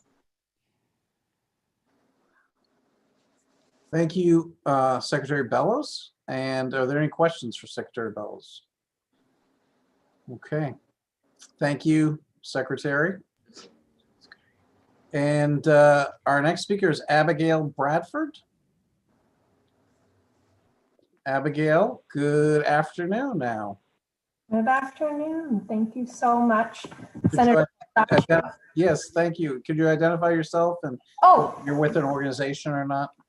yes, I certainly will. Thank you. My name is Abigail Bradford. I'm a resident of Stillwater, Maine, and I'm Maine Conservation Voters Outreach Manager, and I'm testifying in support of LD2, an act to require the inclusion of racial impact statements in the legislative process. Maine Conservation Voters works to address environmental degradation and the climate crisis in order to create a healthy and safe future for all of us. But even if we sufficiently protect and heal our environment, safe and healthy lives won't be possible for all of us until we also address systemic racism, and that is why I'm here testifying today. Including racial impact statements in the legislative process is an important first step for the Maine legislature to take to address systemic racism. Racial impact statements would inform legislators about the impacts a bill could have on different racial and ethnic populations. This would allow lawmakers to edit bills accordingly or to decide whether or not to pass them into law. As others have mentioned, this is similar to the practice using environmental impact statements and fiscal notes. Racial impact statements are currently used by 7 varied states from around the country: Iowa, Connecticut, Colorado, Florida, Oregon, New Jersey, and Minnesota. There are significant racial disparities in Maine that we need to address, and passing this bill would help. Systemic racism in our state and country were made more visible this summer by the COVID-19 pandemic and the movement for Black lives. In June, Maine had the largest racial disparity for COVID-19 infections in the nation. 1 out of every 4 Mainers with COVID-19 was Black, even though less than 2 out of every 100 Mainers are Black. That is startling and is the result of longer-term issues, particularly for recent immigrants. New Mainers are more likely to have limited access to healthcare and to work jobs that make COVID exposure more likely, and to live in crowded housing situations that make isolation difficult, if not impossible. Those disparities cause harm beyond the pandemic and don't only exist for new Mainers. 1 out of every 3 Black Mainers live below the poverty line. Almost 1 in 3 Indigenous people in Maine, predominantly the Wabanaki people who are indigenous to this place, also live below the poverty line. This is compared with 11% of white Mainers who live below the poverty line. Those are just a few statistics that only scratch the surface, but they make the deep, long-standing racial divides in our state and society clear. Why do they exist? They exist because America was founded by my direct ancestors on the belief that white men, particularly those with wealth, were entitled to land, prosperity, and women. They also believed that people of other races, nationalities, and those with less wealth were inferior and could be used or removed to secure the resources and success they were owed. Over time, our society has stopped openly stating these beliefs. Slavery was abolished. It became illegal rather than financially rewarded to murder Indigenous people. But we replaced those practices with new systems and policies to achieve the same goals. For example, mass incarceration and the continued removal of Indigenous people from their native lands, to name just two. In addition to the systems we've created, the traumas of our nation's history and the biases behind them also live on in our bodies. These cause many white people to feel uncomfortable, angry, or even afraid around people of color, and to therefore deny them housing, jobs, or even a believed voice, as demonstrated by the higher rates of healthcare failures and unenforced violence toward women of color. This can also cause white people to lash out in violent and often unnecessary self-protection, as demonstrated by too many encounters between law enforcement and Black, Indigenous, and other people of color. Healing the traumas and biases of our shared history and untangling the systems they've created is going to take immense work. Including racial impact statements in your work is a straightforward first step for the Maine legislature to take, and I hope you do. Maine Conservation Voters strongly supports this bill and urges you to vote ought to pass. Thank you for the opportunity to present this testimony, and I'm happy to answer any questions.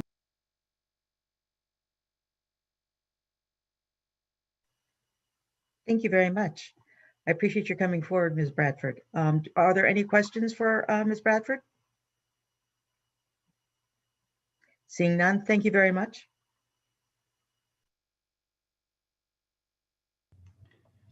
Next is Adam Good. Thank you. Mr. Good, if you could introduce yourself, that'd be great. Thank you, Madam Chair. My name is Adam Good. I work as the Legislative and Political Director at the Maine AFL-CIO. We represent 40,000 working men and women in the state of Maine. We work to improve the lives and working conditions of our members and of all working people. We strongly support LD2. We recognize that it is just one step towards advancing racial justice in Maine. It will not end racism, but the use of racial impact statements as a tool to address racial disparities through law will have a significant impact and a long-lasting effect. I'm not going to read the parts of my testimony that say what the bill does. You obviously heard that from many strong supporters. I will just share that the Maine AFL-CIO is committed to supporting policies that build worker power and dismantle structural and institutional racism. We're working to integrate anti-racism education and racial justice within our unions, our central labor councils, and the state federation, so we can combat the divide and conquer strategy that uses race to limit the power of working people. We are members of the Coalition on Racial Equity and are involved in racial justice for two fundamental reasons. First, racism harms union members of color day in and day out. We are against harm and need to address the harm that people of color who are members of labor unions and the working class face. Second, in order to win big improvements in working conditions, the labor movement needs to tackle issues that divide us. Race has divided the working class throughout Maine's history. We see LD2 as an eventual tool that would have been beneficial during past policy changes that impacted working people and Black Mainers. For example, the National Labor Relations Act passed in 1935 and established workers' rights to organize a union. You heard Representative Harnett speak about this earlier, and I think it bears repeating. In 1935, racially discriminatory laws prevailed in much of the United States. In drafting the NLRA, Congress deferred to such laws by excluding two categories of predominantly non-white workers, agricultural laborers and domestics, from labor protections. This was done in large part to gain Southern votes of Dixiecrats needed to pass the NLRA in 1935. I bring this up because the policy decision made then resulted in a race-neutral proxy for excluding workers of color from a benefit and protection that most white workers had. For some, this policy decision had the exact outcome they wanted, a racial exclusion of certain groups from basic labor laws. For others, the lack of information had an unintended consequence that contributes to disparities based on race to this day. So we ask that you support LD2 and begin the process for Maine to have a tool to understand how a bill might advantage or disadvantage different racial and ethnic populations. Appreciate your attention and happy to answer any questions if you have any. Thank you, Mr. Good. Are there any questions? We appreciate you coming to the committee. Thank you. Next is Anna Noreka. Then it's Ann, sorry, I apologize. Ana Noriega? Yeah, and then after Amanda, Anna is Amanda Cormo. Lovely. Ms. Noriega, welcome to the committee. Thank you. Thank you, Senator Baldacci, Representative Matlack, and the honorable members of the Joint Standing Committee on State and Local Government. My name is Anna Noriega. I live in Farmingdale, and I am here today to testify in favor of LD2. I wanted to start by repeating something that the Representative Talbot Ross said, that many of us are looking at patterns of racial injustice with fresh eyes. Now, that isn't necessarily maybe her position or mine, even. Having grown up in the ghettos of Southern California, I experienced a very different situation than what folks are describing here in Maine. Having been a librarian for 20 plus years, I have been in Maine for 10 years and worked at the University of Maine at Augusta and have worked with lots of different kinds of people. I've also now currently at Colby College. I am a member of, but not a representative of, the Maine Library Association, but I do want to say that the MLA describes ourselves as a place where racism has no place in libraries or societies. It is unacceptable, it divides our communities, and libraries are committed to creating physical and virtual spaces that are welcoming to all. We stand for diversity, equity, inclusion, and open access to information in all of our programs and services. That being said, the neighborhood I grew up in is called Encanto. It's a subdivision of one of the Southeast San Diego neighborhoods. In San Diego, our local library was located in Lemon Grove. I won't go into it, but you can Google the Lemon Grove incident, and you'll see that Mexicans, Mexican Americans, Chicanos were not allowed in the library. Growing up, we were very much chastised, and we were told not to speak in my native language, which is Spanish. What I'd like to say in favor of LD2 is something that I will quote Audre Lorde, a famous librarian here, that the quality of light by which we scrutinize our lives has discrete and direct bearing upon the product which we live and upon the changes which we hope to bring about through those lives. I believe that LD2 will provide just the kind of light that is necessary. While no one is expecting complete equality overnight, it is really important that we make the effort to better ourselves and better our communities.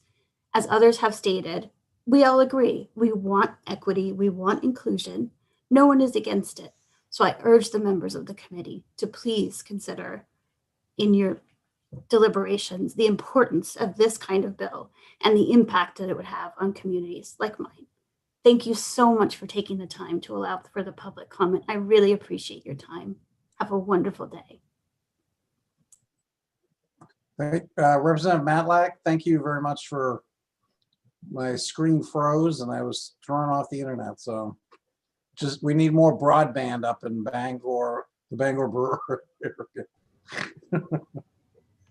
So Cheryl, who is next? Yes, and before we go further, I just want to let the audience know that we're doing alphabetical according to the first name, not according to the last name. So I apologize for not letting you know that. Okay. Next is Amanda Como. Okay. Amanda, good morning. You're on mute. Can you unmute yourself? I did. Yeah, thank you. Hi, my name is Amanda Como. I am also with Survivors Speak USA. It's a nonprofit organization. Thank you, committee members, for allowing me to speak today. All right. Take your time. Thank you.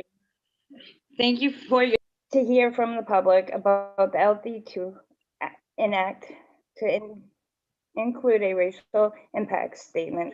Survivor Speak supports the Maine state legislation adopting LD2, an act to require the inclusion of racial impact statements in the legislative process. Survivors Speak USA is a anti-sex trafficking nonprofit organization that is led by several Black and Indigenous women who are raising children. Some survivors has raised children of color here in Maine who went to colleges where they met other brown and Black students and teachers, and for their first time felt and saw how Maine fostered racial disparity. Through the disparity, many not to be.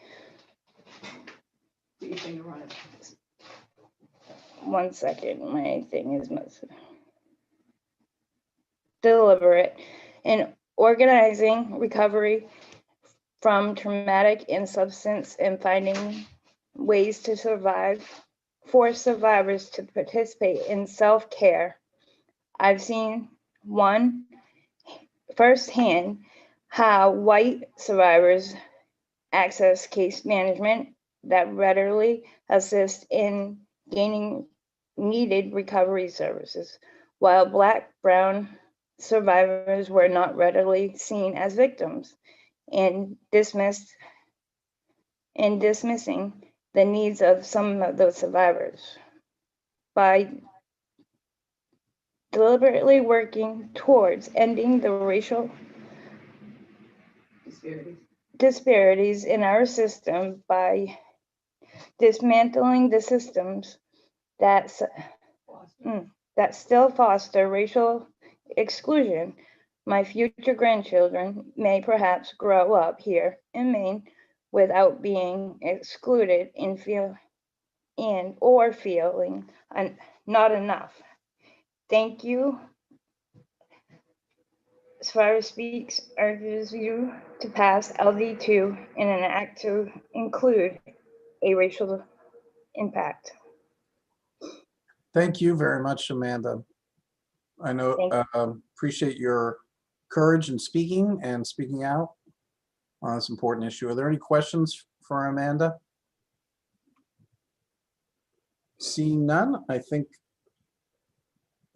we're all set. Thank you, Amanda. And Cheryl, who is our next speaker? The next speaker is Anthony Jackson. After Anthony is Bruce King and Kate Blackford. Okay, and after Kate Blackford speaks, I was thinking we could take a break for lunch to let committee members have a break. Is that okay, everyone? Yep. So we'll take the next 3 speakers and then we'll take a break for lunch and then come back. Okay. So Anthony, you're up next, sir. Hello, Senator Baldacci, Representative Matlock, and members of the Joint Standing Committee on State and Local Government. My name is Anthony Jackson. I live in Brewer, Maine, and I'm speaking today in favor of LD2. I'm in favor of LD2 for a number of reasons. As a Black man, activist, and community organizer who grew up here, it seems obvious to me that this bill is an important step in making informed policy decisions.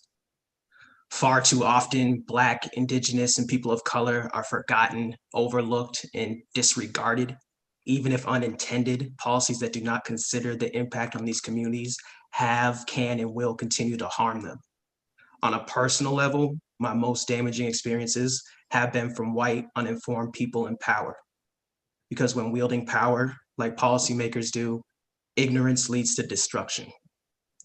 Destruction of my self-esteem because you don't understand what I'm going through, destruction of my sense of self, destruction of my history, and destruction of my humanity.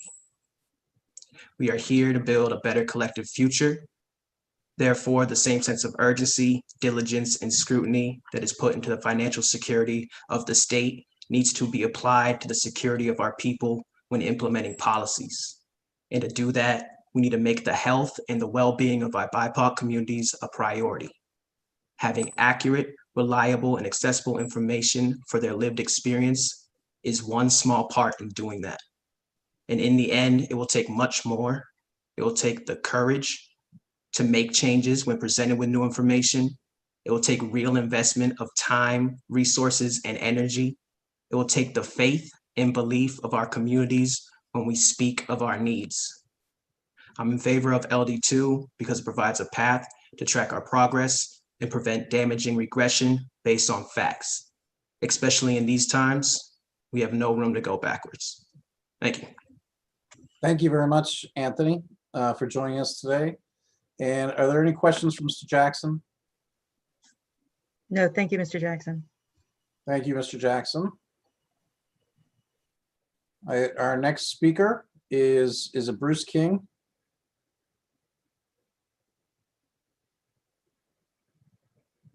I can't hear, Cheryl, you're on mute. Yeah, he evidently decided not to speak, so Kate Blackford's up. Okay, Kate.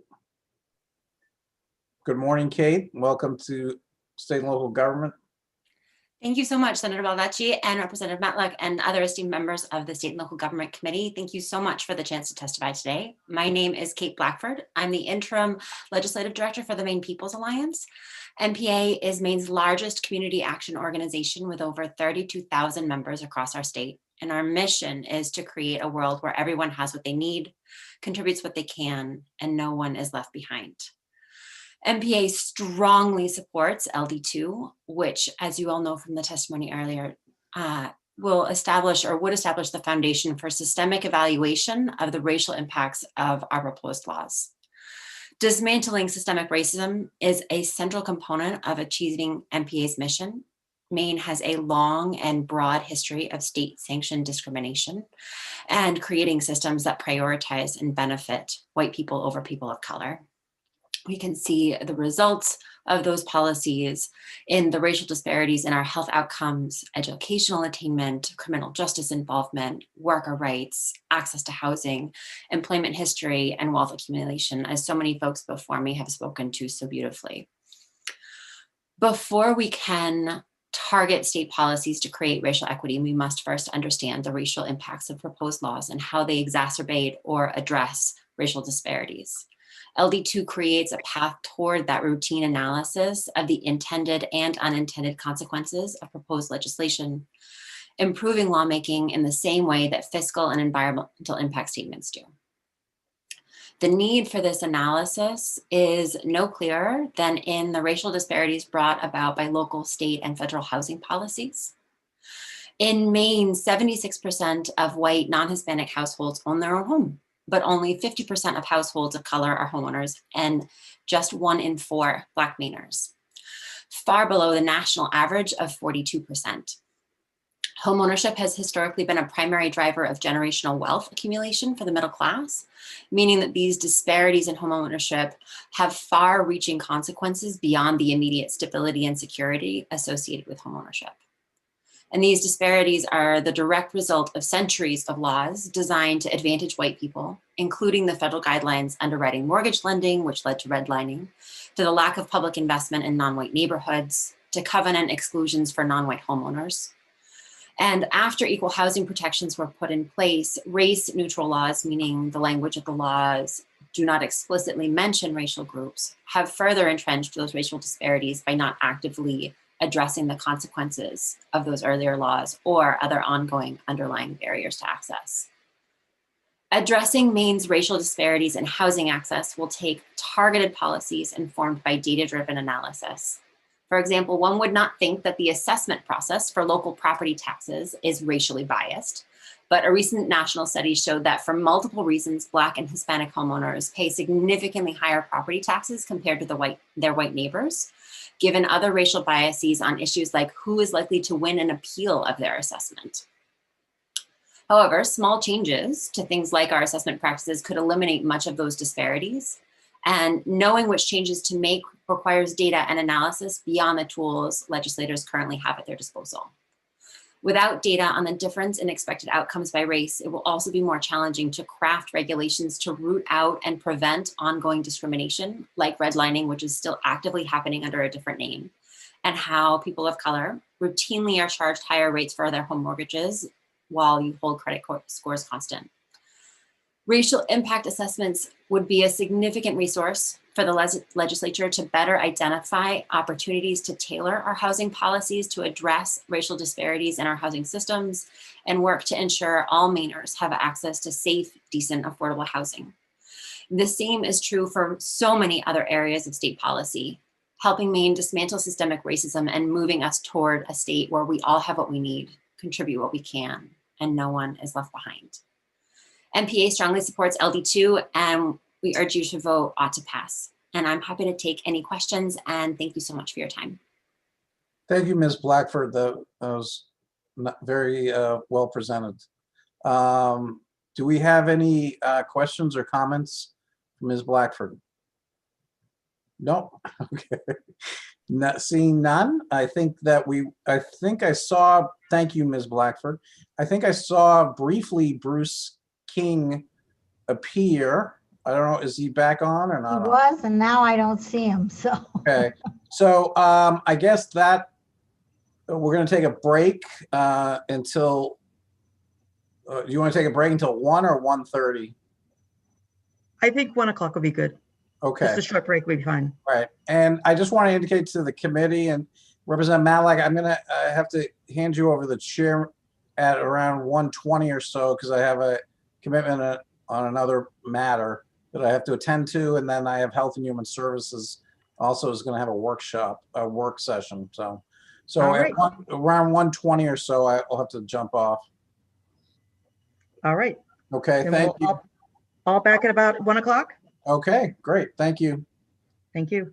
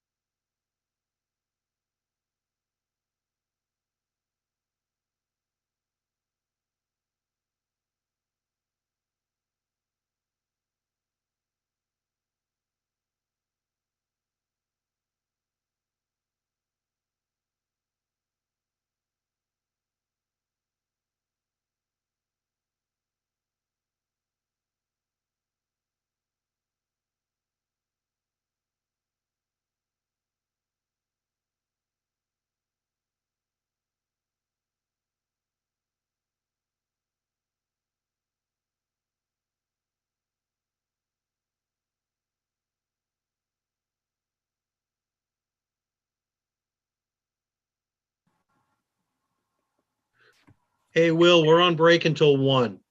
Okey dokey. Okay, This is Representative Greenwood. thank you. I'm gonna text you something in a couple minutes since we're on live, so.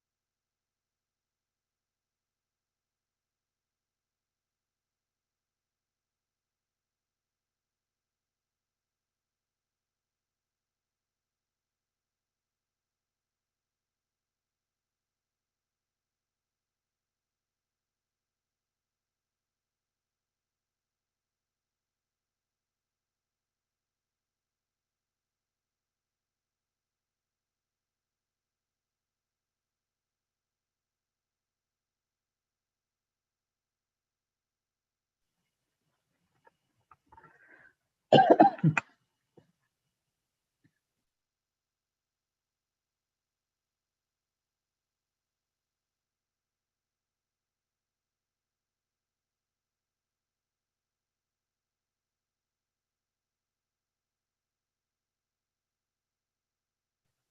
afternoon.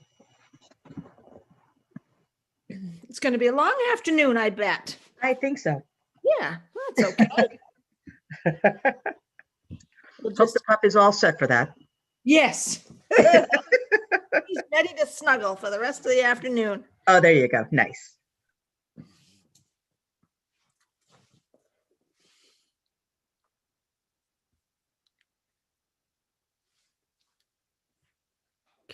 I'm gonna hit.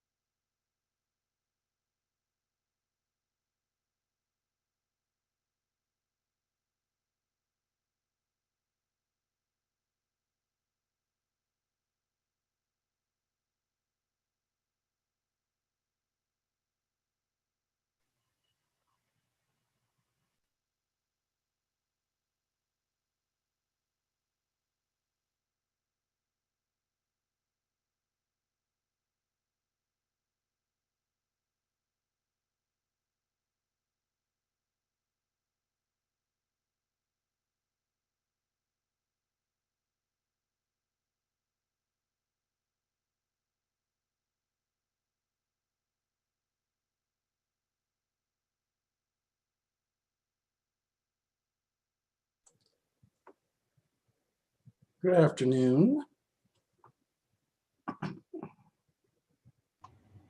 We have Good 7. afternoon. Good afternoon. We have 4. Okay. 6. 5, 6. Representative Paulus, we might be able to solve the state's budget problem if we could sell a lot of that swag around the new flag. You know, the masks, T-shirts. Yeah, I think we could do it. There's no end to the merchandise we could probably put out for the state. And they said in their letter that they would be bringing the business more to Maine if this bill passes. So, Skowhegan. Is that where they are, Skowhegan? Or Yes. Okay, great. And that's probably just. Folks, we are online. We're live still. Thank you. Oh, thank you. Okay, I think there's 4, 6, 7 of us, so or 8, so there's at least a quorum. We ready to go forward? I'm going to sign off at approximately 1:25, just so everyone knows, and Representative Matlack will take over. I'm not sure if I'm coming back because they also have a 3:30 work session at HHS, so I'll be back and forth, but I'll let Representative Matlack know. Okay. Thank you. Thank you.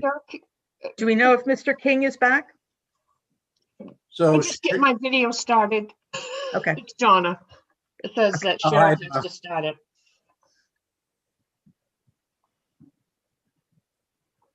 Oh, okay. I can't start your video. You're going to have to. Oh, Okay. Representative that. Moore, welcome. Okay, and so Cheryl, who are the next 2 or 3 speakers that you want? Yeah, I don't see Bruce King. So Okay. the next speakers would be Claudia Cummings, Craig Hickman, and Dale McCormick. And Okay. I'll bring those folks in right now. Sure, and I would just say for purposes of the record that this is a continuation of the public hearing on the LD regarding racial impact statements. And I would also note to members of the public that they are free to provide written testimony if they don't wish to speak directly. Yes, we are also doing alphabetical according to the first name of the people speaking. Okay, thank you. So our next person is Claudia Cummings. Good afternoon, Claudia. Good afternoon. Could you just introduce yourself and whether you're from an affiliated group? Yes. Senator Baldacci, Representative Matlick, and honorable members of the Committee on State and Local Government. My name is Claudia Cummings. I am from Indian Island. I am also an elected Penobscot Nation Tribal Council member, but today I'll be testifying on behalf of myself. I am also an MSW student at the University of Maine. I am here today to testify in favor of LD2, an act to require the inclusion of racial impact statements in the legislative process.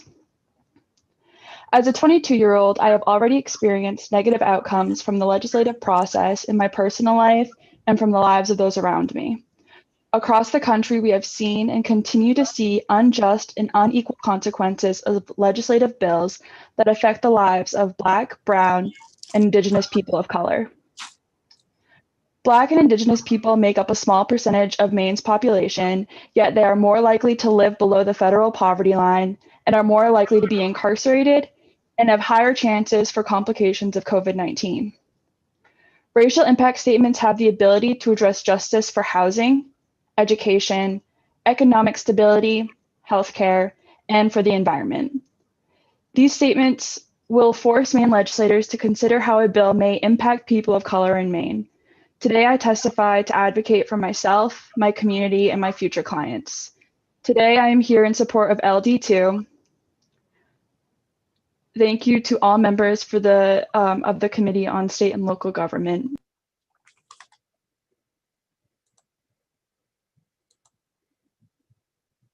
Okay. Oh, thank you very much, Claudia. I appreciate your testimony. Our next speaker is Craig Hickman, former representative. Nice to see you. Welcome to State and Local Government. You have the floor. Thank you, Senator Baldacci.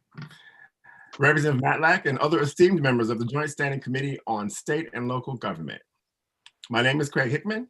I'm an organic farmer and a small business owner in Winthrop.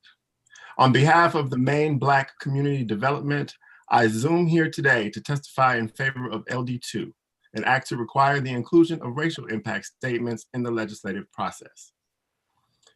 I thank Assistant Majority Leader Rachel Talbot Ross and her tireless leadership on issues of justice and for bringing forward this important measure. Maine Black Community Development is a nonprofit organization whose mission is to advance racial, social, and economic justice for all people living in Maine, with a particular focus on improving the quality of life for Indigenous Black Mainers. We believe that LD2 will support intentional lawmaking and help to address structural racism in our state. Currently, Maine Black Community Development's focus has been its work on the disproportionate impacts of COVID-19 on communities of color, and in particular, the African American diaspora community throughout Maine. Since the pandemic began, and the racial, Indigenous, and tribal populations across the country have been negatively impacted by the virus more significantly than any other group of people. One of the first recorded deaths of COVID-19 in Milwaukee, my native city, was a high school classmate. I've lost an uncle in Connecticut, a cousin in California. One of my brothers in Ohio is a long hauler. Studies from last summer reported that 20% of the United States counties that are predominantly Black accounted for 52% of COVID-19 diagnoses and 58% of COVID-19 deaths. In Maine, Black and African American people were 24 times more likely to have tested positive for the virus than other groups. Overall, the rate of African American deaths due to COVID-19 is almost 2 times greater than would be expected based upon our percentage of Maine's population. This and other data that you have heard before lunch prove that the rhizomes of racism move wide and deep beneath our feet in Maine, and we must do all that we can to uproot it.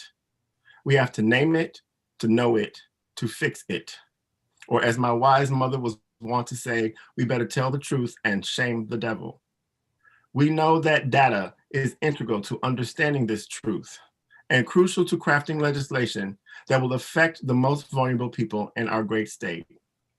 Racial impact statements will help prevent the exacerbation of racial disparities through lawmaking by detecting unforeseen and unintended consequences of a proposal, and will help inform better public policy for all Maine people. I humbly urge this committee to recommend LD2 to the full legislature with a unanimous vote. I thank you very much for listening. Take care of your blessings, and I'm happy to answer any questions you may have. Thank you, Representative. Any questions for former Representative, the Honorable Craig Hickman? Thank you all. Thank you. Have a great day.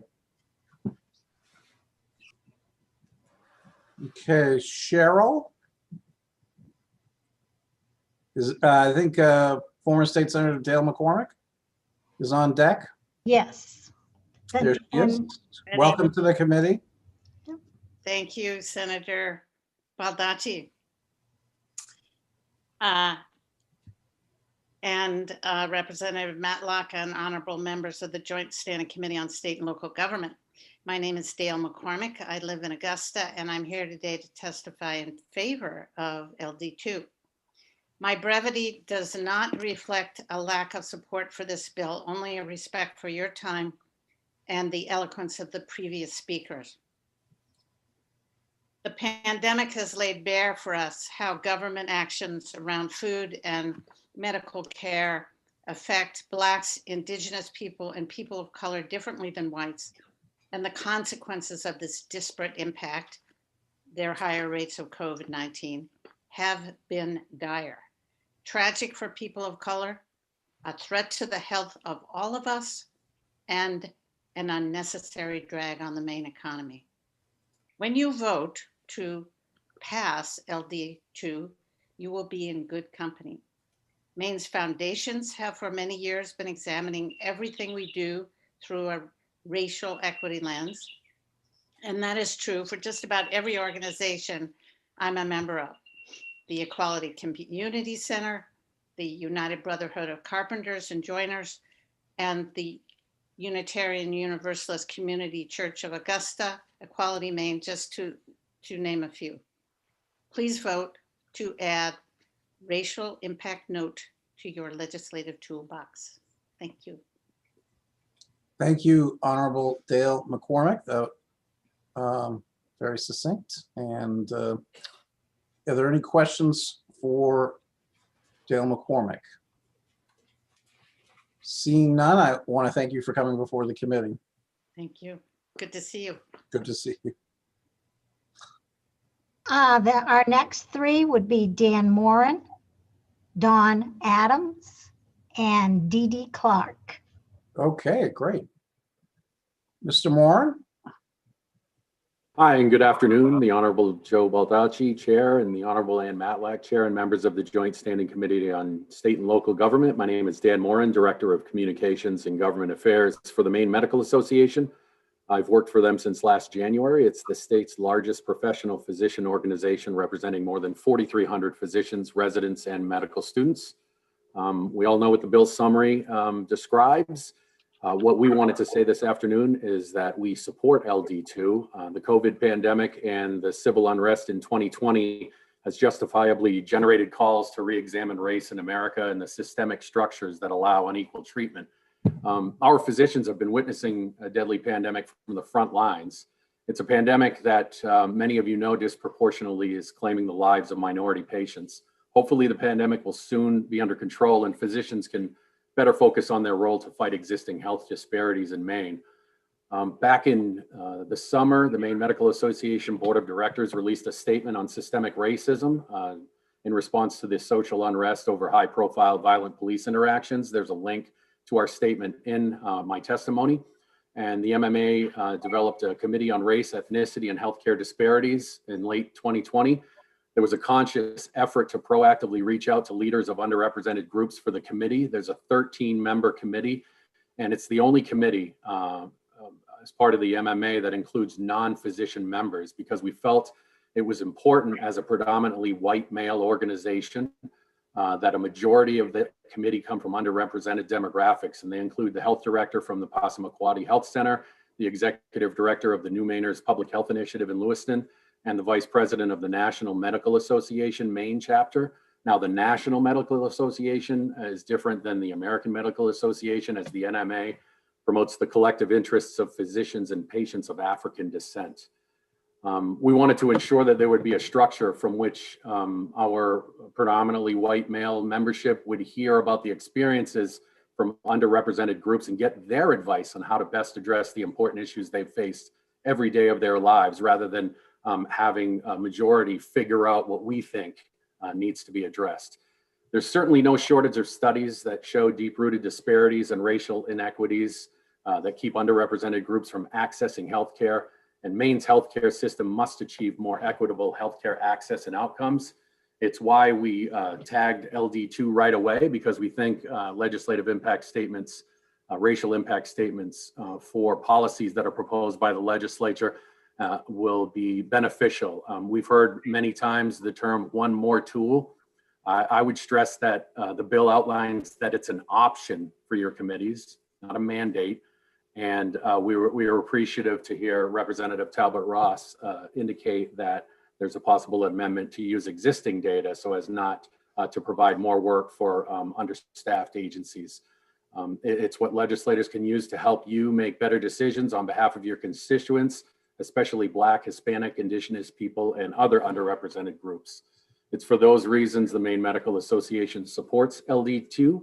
And I thank the committee for your attention and reading our testimony and welcoming our comments on the bill. Be happy to take any questions and be ready for the work session on how we can help on our corner of the world. Thank you very much, Mr. Moran. That's very helpful. Any questions for Mr. Moran? Seeing none, I think we can move on to the next person. Thank you, Mr. Moran. Dawn Adams. Dawn Adams, welcome to the State and Local Government Committee. Thank you for joining us. Good afternoon, Senator Baldacci. You have the floor. Go right ahead. Thank you. I'd like to wish you all a good day. My name is Dawn Neptune Adams. I am a member of the Penobscot Nation and a journalist with Sunlight Media Collective. I'm here today. I live in Brewer, by the way. I'm here today to speak in favor of LD2, an act to include racial impact studies in legislation, in the legislative process. Too often, Black people are underrepresented in legislation, and we often feel invisible. I'm hoping that with the inclusion of data, to help legislators make their decisions, that this will be lessened. I am also hoping that, our representatives to the legislator will take this data and be bound by principles of honor and decency when taking things into consideration that affect Black, Brown, and Indigenous people. I would like to urge you to vote to pass. And I would also like to thank Rachel Talbot Ross for introducing the bill. Have a great day.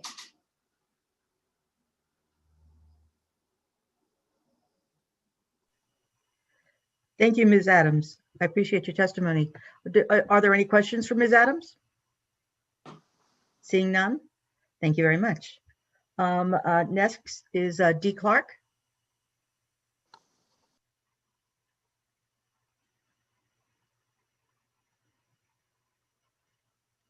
Ms. Clark, are you here?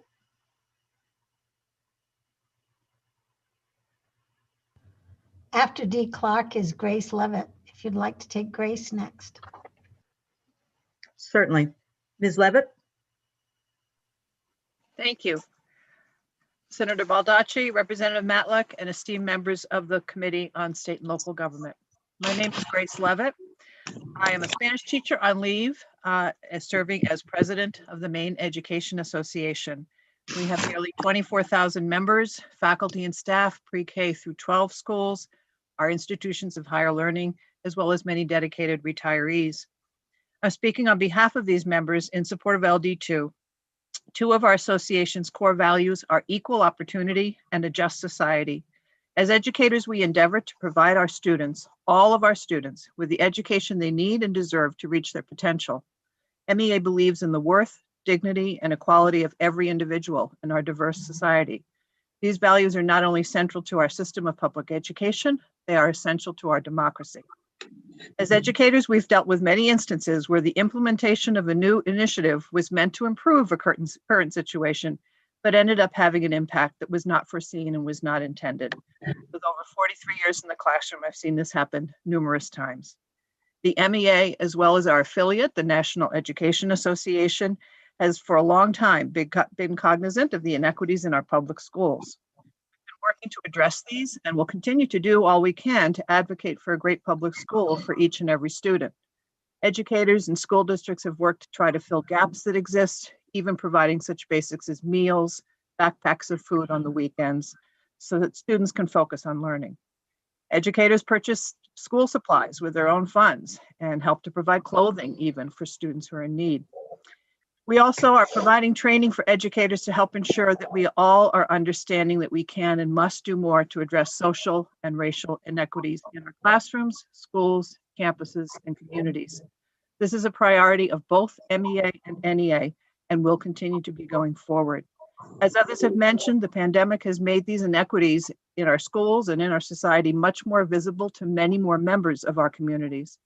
The most recent events have not only increased the awareness level, they also have created a much greater sense of urgency to finally address social and racial inequities and find solutions. More organizations, including MEA, are striving to study themselves, policies, structures, practices, with an equity lens in order to identify and remove any barriers that might impede equitable access for all. I myself have learned a lot over the past few years as we've done these trainings, and I know I have much more to learn. There's a lot of work for us all to do. Ensuring that legislation before enacted is examined for the impact it may have on a group of people, especially those who have been historically marginalized and disadvantaged, is a first step toward beginning to effectively address and correct the many inequities in our society that have existed for far too long. I urge your support of LD2. We must not lose any more time in making this effort. Our students and communities, we all will benefit from ensuring that new laws and regulations lead to only positive outcomes for everyone. I thank you for your time. Glad to try to answer any questions. I did submit my testimony written to you, so hopefully you've had a chance to see it and follow along. I skipped a little bit because others have gone before me certainly and have also been, I hope, very eloquent. I believe they have been. So again, I thank you for your time. Appreciate it. Thank you, Ms. Levitt. I apologize. Are there any questions for Ms. Levitt? Hearing none. I think we're going to go on to the next speaker, but thank you very much, Ms. Levitt, for being here. Representative Matlack, I'm going to turn the chair over to you. I'm going to step off this. For some reason, I have some technical issues, but I appreciate it. I'll try to rejoin you after I get through the other commitments done. Thank you very much. Oh, thank you. I believe Dee Clark is back with us. Ms. Clark, are you here?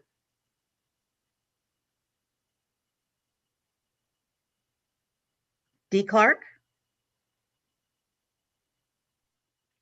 Excuse me, I was on mute and I'm sorry about the confusion.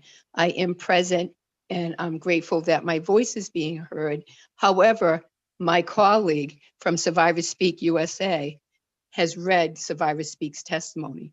Amanda Como did read it on behalf of Survivors Speak, who has urged the legislator to pass LD2. Thank you. Oh, thank you for coming. Thank you for hearing. Are there any questions for Ms. Clark? Thank you very much. I believe next would be James Mile.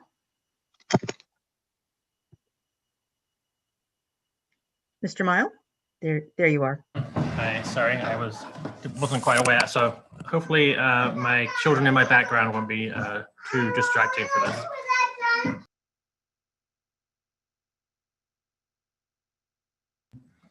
Hi, so good afternoon. Senator Baldacci, Representative Matlack, members of the committee. My name is James Mile. I'm here to testify on behalf of the Maine Center for Economic Policy in support of LD2. We support this bill because it'll provide policymakers with an essential tool to support racial justice and to build a stronger, fairer economy for all Mainers, Black, brown, and white alike. At its core, LD2 is about evidence-based policymaking. Its primary purpose is to give legislators the information they need to make sound decisions. The bill is based on a simple premise. Racial disparities in Maine are real and can be exacerbated or improved by policy. The same way that we assess spending bills to determine their impact on state finances or assess new infrastructure to see how it would affect our environment, we can and should rate legislation for how it would help or hinder racial justice. Over centuries, the United States has built up social and economic systems that benefit white Americans and disadvantage people of color. This means that even policies that appear to be race neutral can easily perpetuate or even exacerbate racial disparities. As a policy analyst, I see the impact of racialized systems in the data I encounter all the time. Perhaps the most well-known example is the disproportionate impact our drug laws have on Black Mainers, leading to higher levels of incarceration and harsher sentences for this population. But systemic racial disparities aren't limited to the sphere of criminal justice. Last year, I published the State of Working Maine 2020, a research paper that examined employment outcomes for Mainers of color and showed how even seemingly innocuous laws contribute to racial injustice.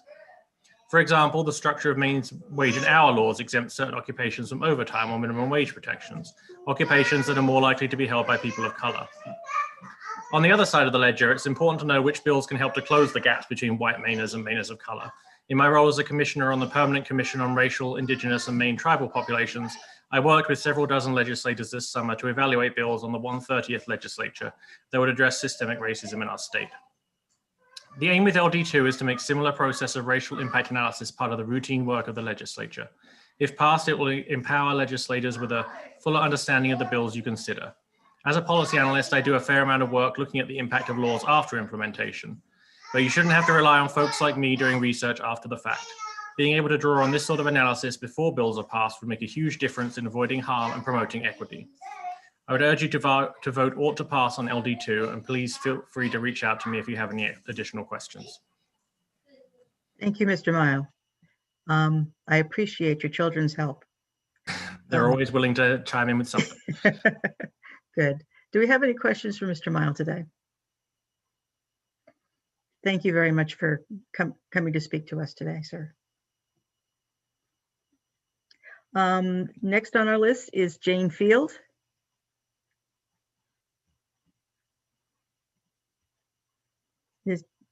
There we go. There we are. Welcome. Thank you. Representative Matlack and Oops. I'm afraid you're frozen. I'm afraid we've lost Ms. Field. Hopefully she'll come back. Ms. Michaela, are you available right now? Yes, I am. Thank you. Go ahead, please.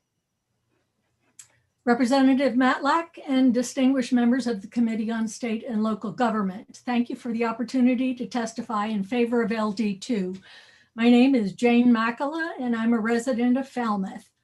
I submit this testimony on behalf of the Maine Unitarian Universalist State Advocacy Network as a person of faith committed to our fundamental principle of justice, equity, and compassion in all human relations.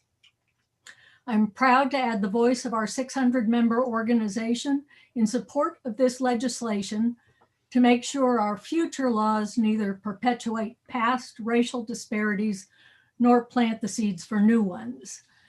We are more aware now than ever that many of our state and federal laws in the past intended race-based exclusion or other harm, and that many, many more enacted since that time simply placed facially race-neutral systems on top of existing discriminatory foundations. In either event, the impact has been racial disparity and disadvantage. But we are not bound by that history to repeat it if we have the tools at hand to advance equity for people of all races in Maine. And if we use those tools through informed foresight rather than a pattern of discovering harm after the fact and then trying to add corrective patches.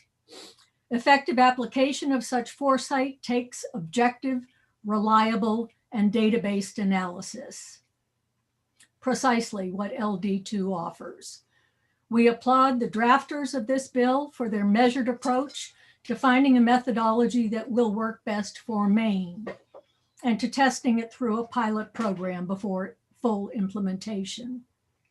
We think the result will be one our state can be proud of.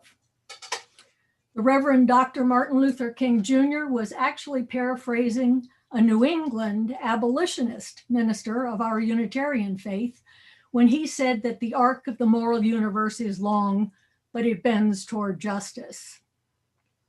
Perhaps future generations of Mainers will see as a significant moment on that arc the decision of this legislature to have future work examined through a racial equity lens.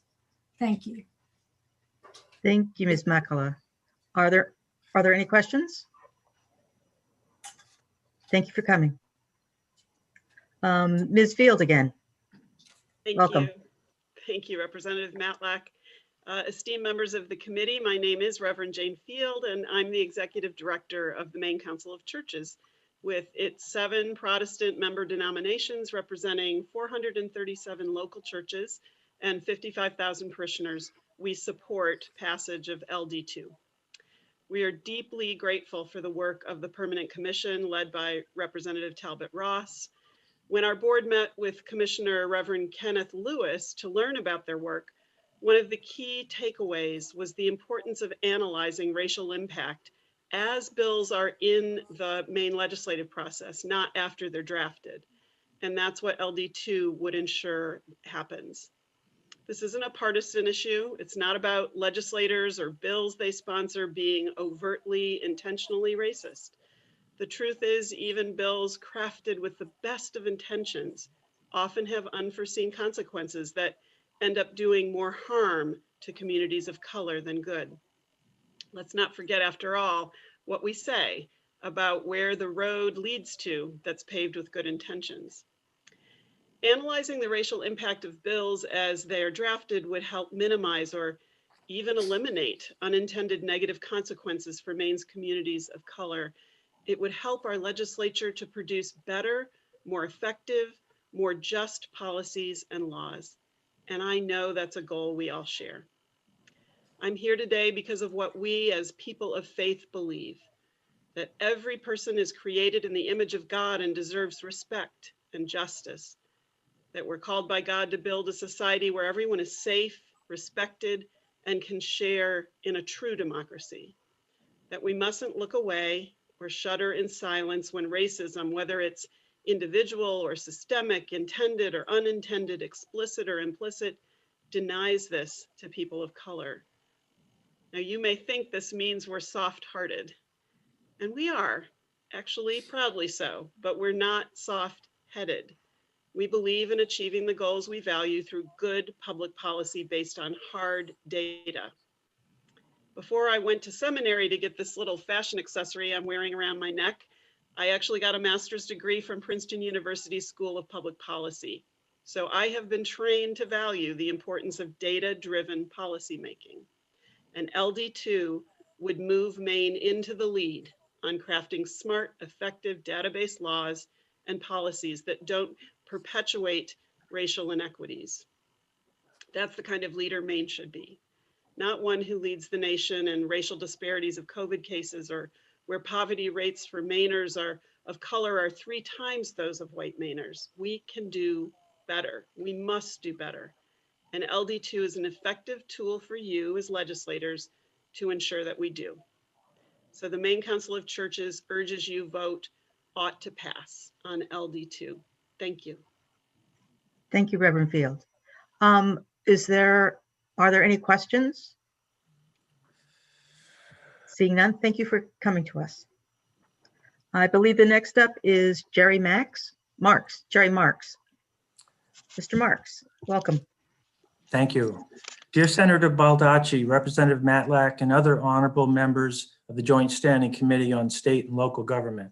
My name is Jerry Marks. I'm a resident of Portland, and I'm also the executive director of the Maine chapter of the National Association of Social Workers. And I'm here in support of LD2, an act to require the inclusion of racial impact statements in the legislative process.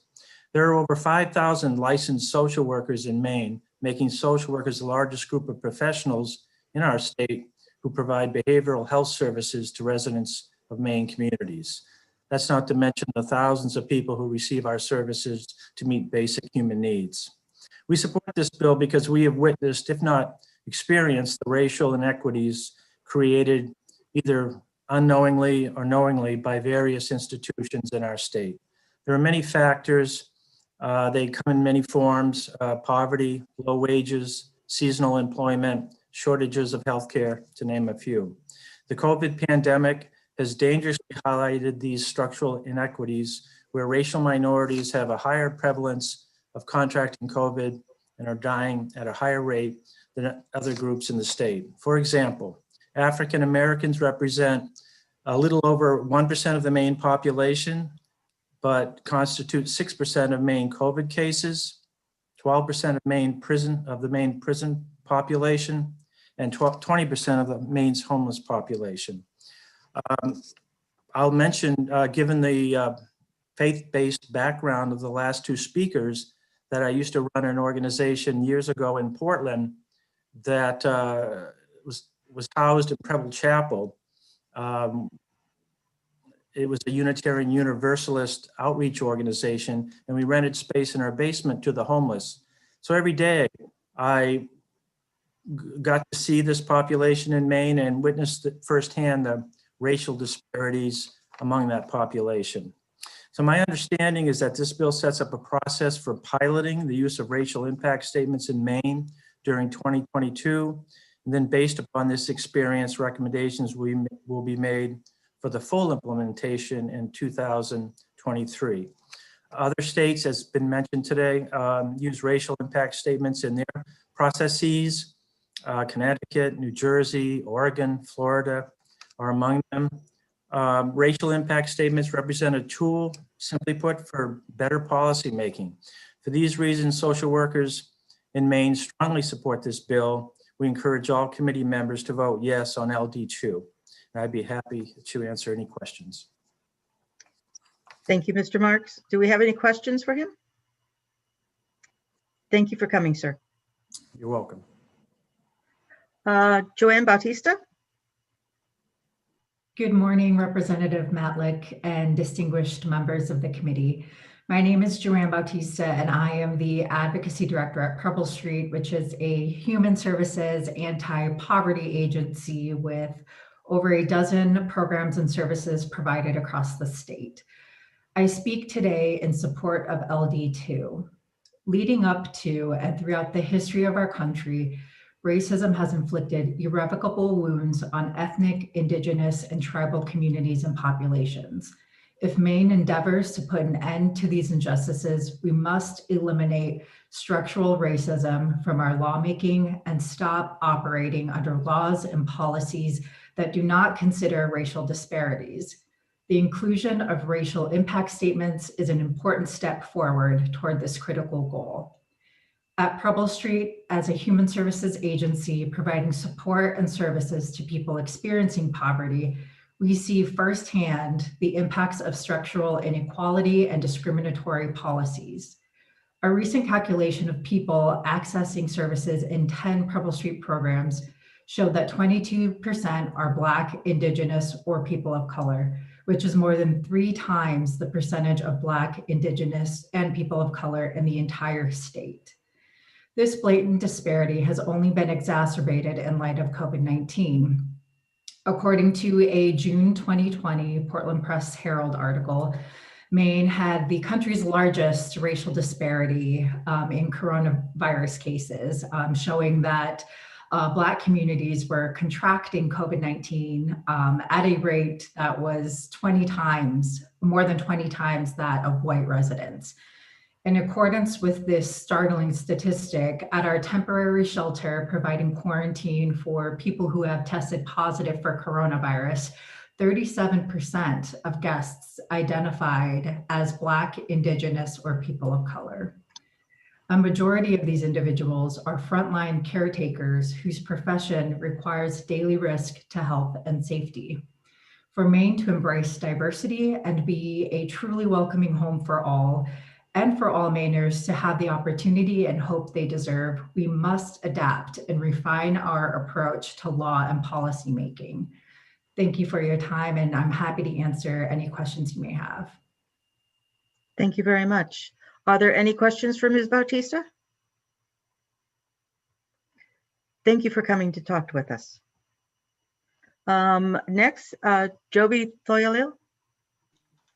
Could you, I'm sorry, I probably made a hash of your name. Could you pronounce it for me? Yes, no problem. It's Joby Thoyalo. Thank you. And good morning. Thank you, everyone, for the opportunity. Representative Matlack, members of the Joint Standing Committee on State and Local Government. My name is Joby Thoyalo. I am a senior policy advocate with Maine Equal Justice. We're a nonprofit legal aid organization working to increase economic security, opportunity, and equity for people in Maine. I also have the honor of serving as a commissioner on the Permanent Commission on the Status of Racial, Indigenous, and Maine Tribal Populations, and I help to coordinate the Maine Coalition on Racial Equity. I'm testifying on behalf of Maine Equal Justice in support of LD2. You've heard already about the racial disparities we see in data across various systems in Maine. Since these systems all intersect and contribute to overall wealth, it's not surprising that we see some of the starkest of these disparities in poverty rates. For us at Maine Equal Justice, this is most notable when looking at poverty among Maine's children. According to the census, while approximately 15% of white children in Maine live in poverty, the rate is 44% for American Indian children and over 45% for children from Black or African American families. These racial disparities are simply unacceptable. The disparities we see in different areas are the result of a complex set of factors, a major one being unfair laws and policies. As lawmakers, you have a significant role in not only working to undo the effects of structural racism in our laws, but to also prevent further harm as you consider new laws.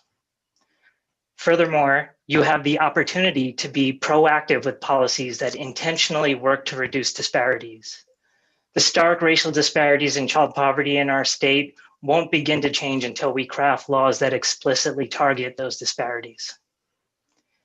To do any of this, lawmakers need the best information available so as to inform their decisions around questions of positive or negative racial impact. And indeed, that is the premise behind this entire bill. Looking at the data and discussing race has never been a central part of crafting legislation in Maine. That's why last summer, as you've heard, the Permanent Commission worked with 55 volunteer legislators, including several from this committee, and engaged in the process where we evaluated pending legislation before the 129th legislature. Even though the legislature didn't come back for a special session, that process very much informed our process of coming up with recommendations for the legislature. And that's why we included what you've heard earlier in our recommendations for the 130th legislature, that Maine institutionalize a process to examine legislation through a racial equity lens. And so naturally, we at the Permanent Commission, I know I speak for my fellow commissioners when I say we were very excited to see that Assistant Majority Leader Talbot Ross introduce this bill. Yeah, I'll just conclude by saying that while racial injustice directly harms people of color, its existence harms us all. And while racial impact statements will not end racism, this is an action you as legislators can take now that will have a long-lasting impact. It took centuries to create today's inequities. And while it may take many years to eliminate them, this bill is an important first step that the legislature can take to send a clear message that Maine takes the issue of racial disparities seriously. For these reasons and more, LD2 is a priority for Maine Equal Justice, the Maine Coalition on Racial Equity, the Permanent Commission, and many other organizations across the state. Thank you for your consideration. I hope you will vote ought to pass on this bill, and I'm happy to answer any questions you might have. Thank you very much. Are there any questions for Mr. Thoyalo?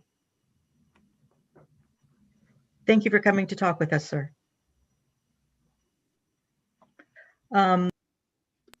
Next, I believe, is Julia Brown. Good afternoon, Representative Matlack and distinguished members of the Committee on State and Local Government. Thank you for the opportunity to testify in support of LD2. My name is Julia Brown. I'm the Advocacy and Outreach Director at the Immigrant Legal Advocacy Project, or ILAP. ILAP is Maine's only statewide nonprofit provider of immigration law and related legal aid to Maine's low-income residents. Each year, we serve over 3,000 individuals statewide, coming from approximately 100 countries around the world. On behalf of ILAP, I ask the committee to vote ought to pass on LD2. Maine has a thriving and growing immigrant community. 4% of Mainers are immigrants, while 7% of Maine residents are native-born US citizens with at least one immigrant parent. Many members of Maine's immigrant community are Black and brown and are subject to systemic racism as well as anti-immigrant rhetoric and policy. 94% of our clients are Mainers of color, and we see the disparate impact of state laws on our clients in areas as wide-ranging as criminal law, healthcare, or housing. Structural racism and white supremacy are a central part of our criminal laws and system, and thus our immigration enforcement system as well. As you have heard already from many experts, Black Mainers are much more likely to be arrested, convicted, and imprisoned than other populations. This extends to Black immigrants, who are more likely than other immigrants to be detained and deported due to an interaction with law enforcement. For example, a bias-based traffic stop by police could lead in some cases to someone being separated from their family and deported to a country where they may face persecution. While racial impact statements may be most clearly connected to criminal justice bills, COVID-19 laid bare the stark racial disparities in so many other areas. Indeed, Maine's position last summer as a state with the worst racial disparities exposed how systemic racism impacts all Black and brown Mainers. In fact, some state laws purposefully exclude many Maine immigrants, like laws conditioning access to life-saving programs on immigration status. A racial impact statement would show that those laws gravely harm Mainers of color. This bill is an important first step towards racial justice in Maine, and I urge you to vote ought to pass on LD2. Thank you so much for your thoughtful consideration. Thank you, Ms. Brown. Are there any questions? Thank you very much for coming to speak with us. Julia Sinclair. Good afternoon, Senator Baldacci, Representative Matlack, and honorable members of the Joint Committee on State and Local Government. My name is Julia St. Clair, and I proudly speak today as a representative of Sierra Club Maine's over 20,000 members and supporters. Founded in 1892, Sierra Club is one of our nation's oldest and largest environmental organizations. We work diligently to amplify the power of our 3.8 million members nationwide as we defend everyone's right to a healthy world, and we strongly support LD2 in our pursuit of that mission. In the state of Maine and across the country, environmental challenges overlap with other issues of social inequality, particularly race. Historically, poor communities and communities of color have borne the brunt of environmental degradation. For example, a 2018 American Public Health Association study found a notable disparity in air pollution exposure for communities of color, and especially Black communities when compared to white communities. These trends, often the product of longstanding discriminatory policies, cut across various environmental issues and cause notable harm in communities of color.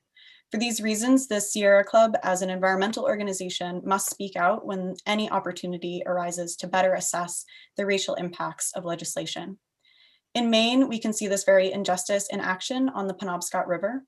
The Juniper Ridge landfill and various other sources of pollution have been poisoning the ancestral waters of the Penobscot Nation for decades. And for members of the nation, the continuing pollution has severely disrupted their access to clean water and traditional fishing grounds. While the Sierra Club is pursuing legislative solutions to this specific issue, it provides a compelling example in light of LD2. Maine has not been spared from our country's legacy of systemic racism. As a state that is 94% white, it is pertinent that Maine works to ensure that the needs of minority communities are prioritized, not overlooked. It must be the responsibility of any good governing body to demonstrate compassion and act with urgency in response to the needs of its communities most marginalized. LD2 is about informed policymaking and transparency. LD2 serves as a starting point for normalizing dialogue around racial disparity in Maine, demonstrating good faith governance, and recognizing the impacts that policy decisions can have on minority groups in our state. The bill before this committee is a small step forward to addressing the legacies of racial discrimination in the state and in our country. LD2 would make Maine a model for race-conscious policymaking and would build principles of justice and anti-racism into decision-making processes at the highest level. For these reasons, we at the Sierra Club urge you to vote ought to pass on LD2. Thank you for your time and the opportunity to speak in support of this bill. I have additionally submitted written testimony, and I'm happy to answer any questions you might have. Thank you, Ms. Sinclair. Are there any questions? Thank you for coming to chat with us today. Lada Ladoka, please. Good afternoon, Senator Baldacci, Representative Malak, and members of the Joint Standing Committee on State and Local Government. My name is Ladu Lodoka. I'm here today as a Program Director for the League of Women Voters of Maine to testify in support of LD2, an act to require the inclusion of racial statement in the legislative process. The League of Women Voters of Maine is a nonpartisan political organization that has been working over 100 years to encourage informed and active participation in government, to increase understanding of major public policy issues, and to influence public policy through education advocacy. We never support or oppose any political or party organization. We believe that diversity, equity, and inclusion are central to our organization's success, and more broadly, in meaningful engaging all individual household and community and policymakers in creating a more perfect democracy. Doing this necessary work requires that our institutions adopt a similar approach and enact policies and practices that acknowledge the inequity that exists and seek active to address them. In order to thrive in the long term, we must ensure that every generation enjoy equal opportunity.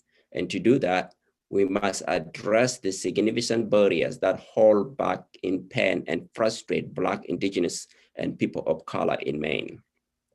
Examples of racial and ethnic disparities are prevalent in our policy, made all more pernicious by the systematic and inequities that have persisted in our laws and institutions over time.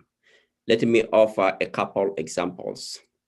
When this legislative body granted local municipalities the authority to control zoning, it was done within the purview of our federal system and home rules. It resulted in extraordinary zoning that being instituted across municipality. It magnified the divide between disadvantaged neighborhoods and versus opportunity neighborhoods, having impact not only on the current generation, but also on the next generations. Since school funding is tied to property value, the opportunity neighborhoods can afford services that disadvantaged neighborhoods do not have. Studies have shown children who grow up in disadvantaged areas earn less over the lifetime than their counterparts raised in the opportunity neighborhoods. Since extraordinary zonings place a lot of hurdle against BIPOC communities gaining foothold in the opportunities area, it has a devastating effect on racial equity and on participation in civic life across many dimensions: legal, economic, and political life. Working class and BIPOC are more likely to live and work next to environmental polluted area.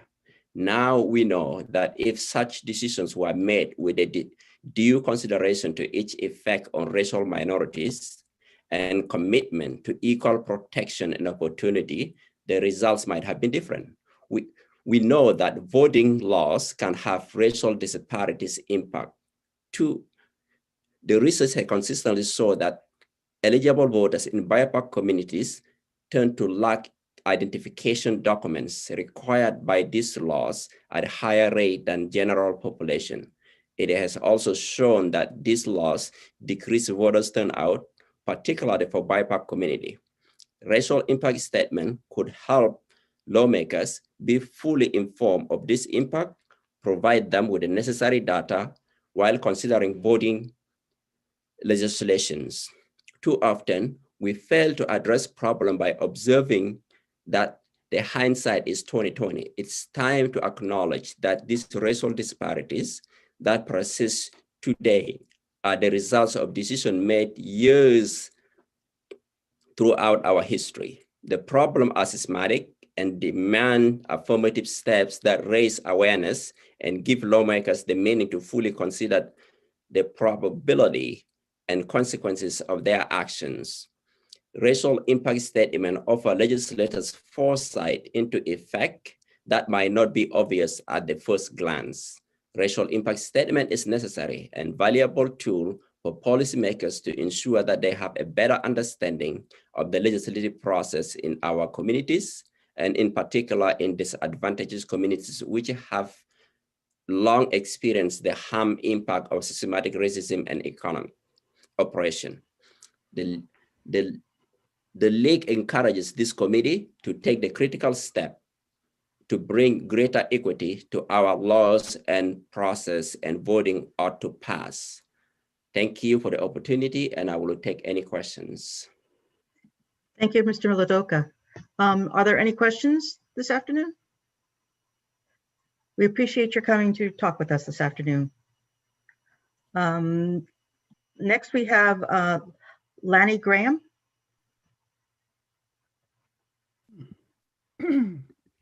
Good afternoon, Representative Matlock and members of the committee. My name is Lonnie Graham. I'm a resident of Freeport. I'm honored to be here testifying in favor of LD2 on behalf of myself. I'm a family practice physician and former chief public health officer for Maine. Currently, I serve on the Public Health Committee for the Maine Medical Association and live in Freeport. It is Black History Month, and I come with a little Maine legislative Black history. My father, David Livingston Graham, was a member of the Maine legislature in both houses. He always told me that his proudest moment in the legislature was sponsoring and passing the Maine Fair Housing Act in 1965, in collaboration with Representative Talbot Ross's father. In fact, for years, he kept a framed picture on his desk of the signing of that bill with the then Governor John Reed and Representative Gerald Talbot. I still have that photo and am proud to be carrying on my father's legacy, though ashamed that we still have so much more to do more than half a century later. In fact, racism around the nation is as big and destructive a pandemic as COVID itself, even now, and has been going on for hundreds of years instead of just one. Still, as has been stated by others, COVID has laid bare the tragic truths of racism. It has meant the difference between life and death for many in terms of access to healthcare, justice for frontline workers, treatment, and now access to the vaccine. These injustices are well documented, even as we must also face a criminal justice system that is patently racist. In stark contrast with the values we espouse, only a couple of weeks ago, we heard about white supremacists shouting out dramatically racist points of view right in the halls of Congress. But despite the shock of that outrage, subtle, unacknowledged racism is often more destructive and far-reaching. So many of the terrible things happening are happening because of biases held and decisions made at an unconscious level. When I was a young resident, I saw a beautiful Black baby be stillborn because of decisions made by a white obstetrician that he would have never made for a white mother. And yet I am sure he did not see himself as a racist. That baby is as clear in my mind today as the photo on my father's desk. While LD2 will not change these unconscious beliefs, it can move us forward to at least think about this most significant of all challenges that our country faces. I urge you to pass LD2 out of committee unanimously ought to pass. Thank you so much for your attention. I'd be happy to answer any questions. Thank you, Dr. Graham. Are there any questions? Thank you for coming to speak with us today. Thank you for having me. Next is Representative Osher.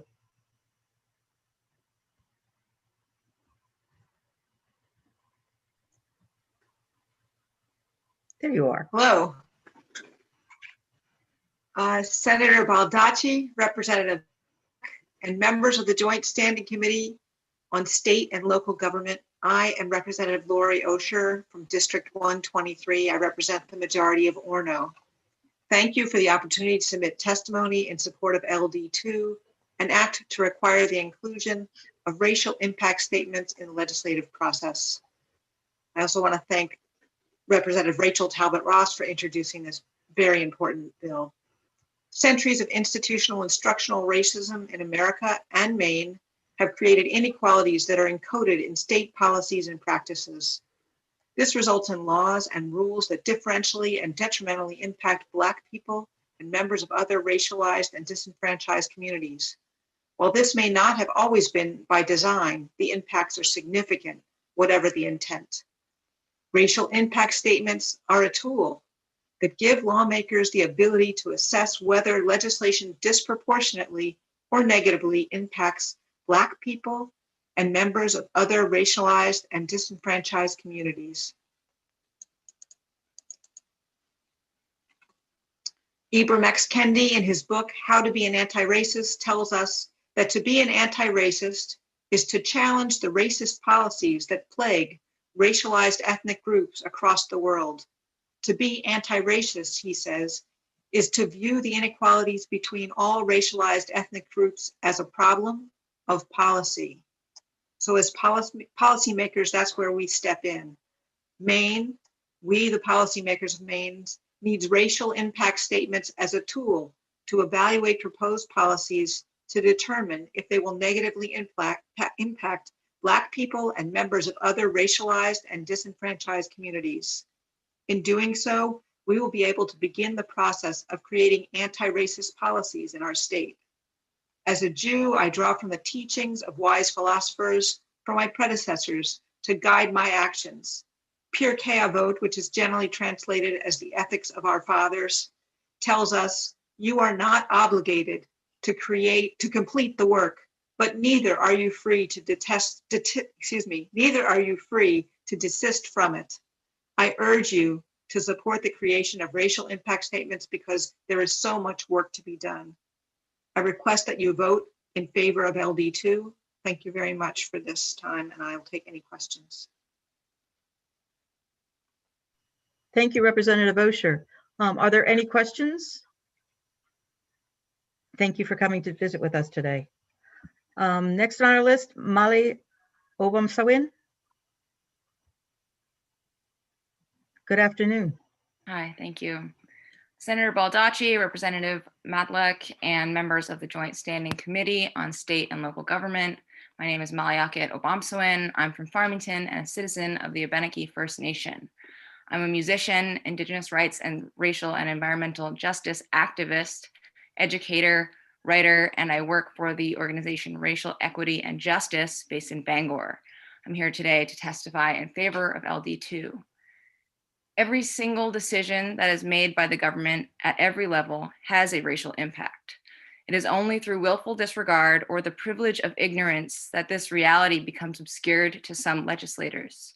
Critically, though, as we face issues like the existential threat of climate change, we must reckon with its intrinsic connection to racial discrimination in the state, country, and the world. Racism is not a niche issue. It is ubiquitous and connected to all other issues. Environmental policy needs racial impact statements, voting policy, health, education, housing, and transportation, and every other department needs to be better informed on how their policy decisions affect non-white citizens. Because too often and throughout history, legislators have operated as if their only constituents are white. As a member of the Wabanaki community here in Maine, it is unbearably clear to me how the state's environmental decisions deeply impact, but do not deeply consider, our people. The Penobscot Reservation is literally enclosed and surrounded by carcinogenic polluters. The juniper Juniper Ridge landfill just upstream and the Nine Dragons mill just downstream from the reservation. Both air and water are toxically polluted on an island reservation community. Where can people go to get away from the poison? How are current policymakers allowing this ongoing example of environmental racism to continue and worsen? This kind of environmental checkmate is the reality of many communities of color throughout our state. And if at the very least LD2 forces legislators to look at these facts, we support it. Systemic racism is, by definition, harder to trace than face-to-face racism. Racism is better able to hide when carried out through avenues like waste management or housing development. Combating racism in our state, therefore, absolutely requires that we address it across the board. Find it in every shadow it may be hidden in the echelons of government and eradicate it. You cannot do that without looking at the data. LD2 provides a tiny but fundamental step toward addressing the vast disparities experienced by Black, Brown, and Indigenous Mainers. Thank you. Thank you, Ms. Obomsawin. Do we have any questions for her this afternoon? Thank you for coming to talk with us today. Next is Mary Bonato. Thank you for coming. Good afternoon, Representative Matlack and members of the committee. I'm Mary Bonato of Portland and an attorney with GLBTQ Legal Advocates and Defenders.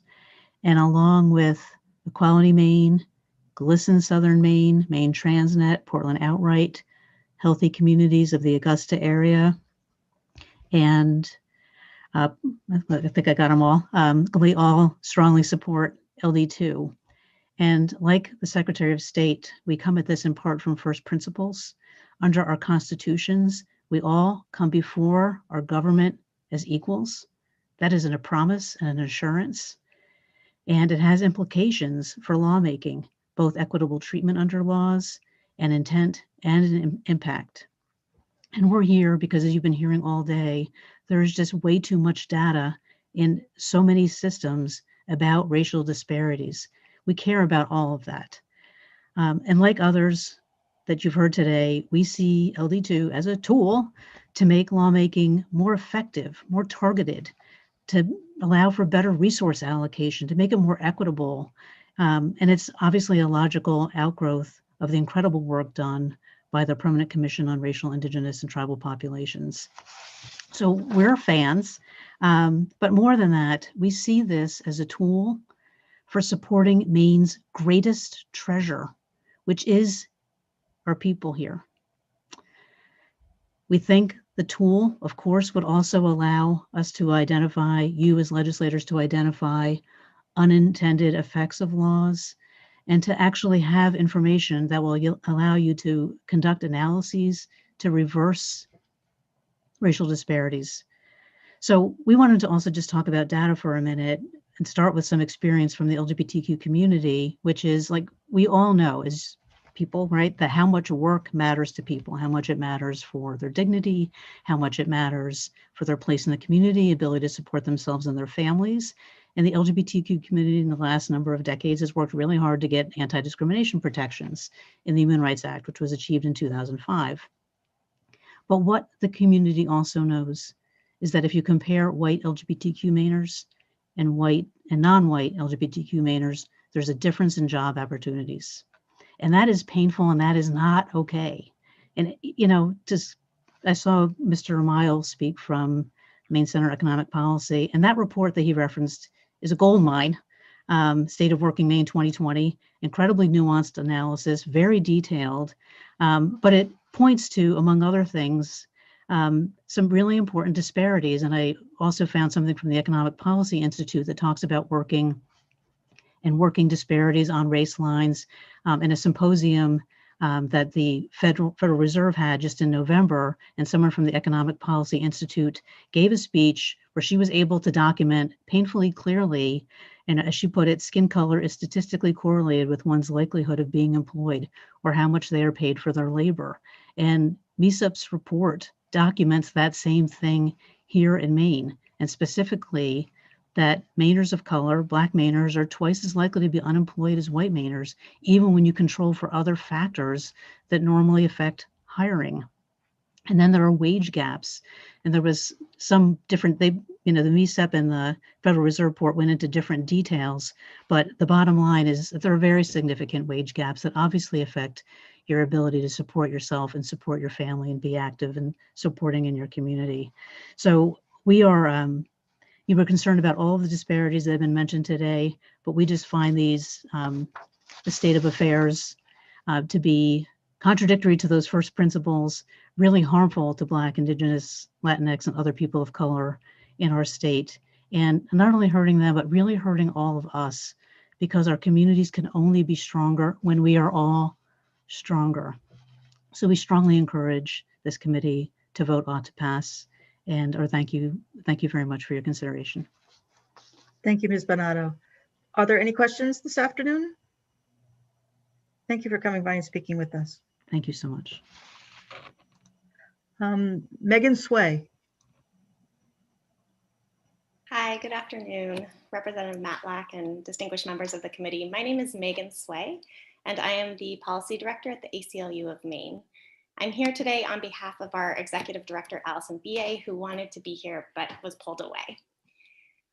She writes that she's the Executive Director of the ACLU of Maine, which is a statewide organization of about 7,000 members. The ACLU is dedicated to the principles of liberty and equality embodied in the US and Maine constitutions. In furthering those principles, I'm here today to urge you to vote ought to pass on LD2. LD2 is one important step in our journey to creating a more just and equal Maine. The racial disparities we see in housing, employment, education, healthcare, wealth, poverty, and interactions with the criminal legal system, basically in every aspect of life, are not an accident. As everyone else here today has told you, the COVID-19 pandemic has made evident the other and even more persistent epidemic of racism. For a time, Maine had the largest racial disparity for COVID-19 infections in the country. Black, Indigenous, and other people of color only represent about 5% of the state's population, but last summer they represented almost 1/3 of those who tested positive for COVID-19. Perhaps that statistic best illustrates the twin epidemics of COVID-19 and racism. Racial and ethnic minorities are more susceptible to COVID-19 because they are more likely to work low-wage frontline jobs at places like restaurants and grocery stores. Racial and ethnic minorities are more likely to live in substandard or crowded housing, where social distancing and isolating are not options if a household member gets sick. And racial and ethnic minorities are more likely to have worse health outcomes because they have less access to preventative and regular health care. The circumstances I have described above were not an accident. They were a result of a complex set of factors, and one of those factors is a long history of laws and policies that have created a system designed to result in better outcomes for white people and worse outcomes for racial and ethnic minorities. This is what we mean by systemic racism. For the most part, we have moved past lawmaking that specifically targets racial and ethnic minorities for worse treatment. But as our experience with COVID-19 has shown us, it doesn't matter that our laws are race neutral. All lawmaking interacts with historical racial inequities. Unless legislators are vigilant and intentional about their lawmaking, we will keep cementing these inequities. To be vigilant and intentional, policymakers need data. You need data in every aspect of your lawmaking. It's why you consider the potential fiscal impacts of every bill that come before you. You should also know whether a bill is likely to have unequal effects on historically disadvantaged racial and ethnic groups before it becomes a law, when it's much easier to catch. Racial impact statements are a tool to get us this data so that you can legislate more fairly, more justly, and more wisely. I urge you to support LD2. It is one step in affirming Maine's commitment to ending the epidemic of racism. Thank you. Thank you, Ms. Sway. Are there any questions of the representative from the ACLU? Thank you for coming to see us this afternoon. Michael Mosley. Hello, thank you, Representative Matlack and the members of the State and Local Government Committee. My name is Michael Israel Mosley. I'm a volunteer with Maine Equal Justice and a member of Educare Central Maine's Parent Ambassadors. I'm going to keep this very simple. I keep hearing, even from our federal representative, Susan Collins, that we don't have a problem with systemic racism in Maine. but the numbers don't bear that out. You don't have the highest COVID disparity in the nation or 26% of homeless people being from the Black population by coincidence. People talk about racism as an active thing, but it's also perpetuated by inaction. And in legislation, that has the form of unintended consequences. Really, those unintended consequences are the result of people with power not caring enough to examine the full impact of the laws that they create. So I support LD2 because it's time to start putting money where the government's mouth is. If we didn't have an issue with any of this, then prove it by passing this. Because it's a lot harder to make that argument if the consequences of the legislation that you're passing is spelled out clearly in black and white for everyone to see. It's also even harder to make that case when you have to explain why those impacts exist in your legislation and explain how you're going to address them. Thank you. Thank you, Mr. Mosley. Are there any questions? We appreciate you coming by to chat with us this afternoon, sir. Muffalo Chittum?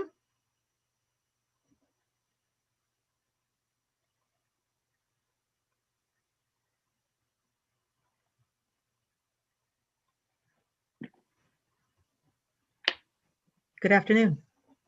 Good afternoon.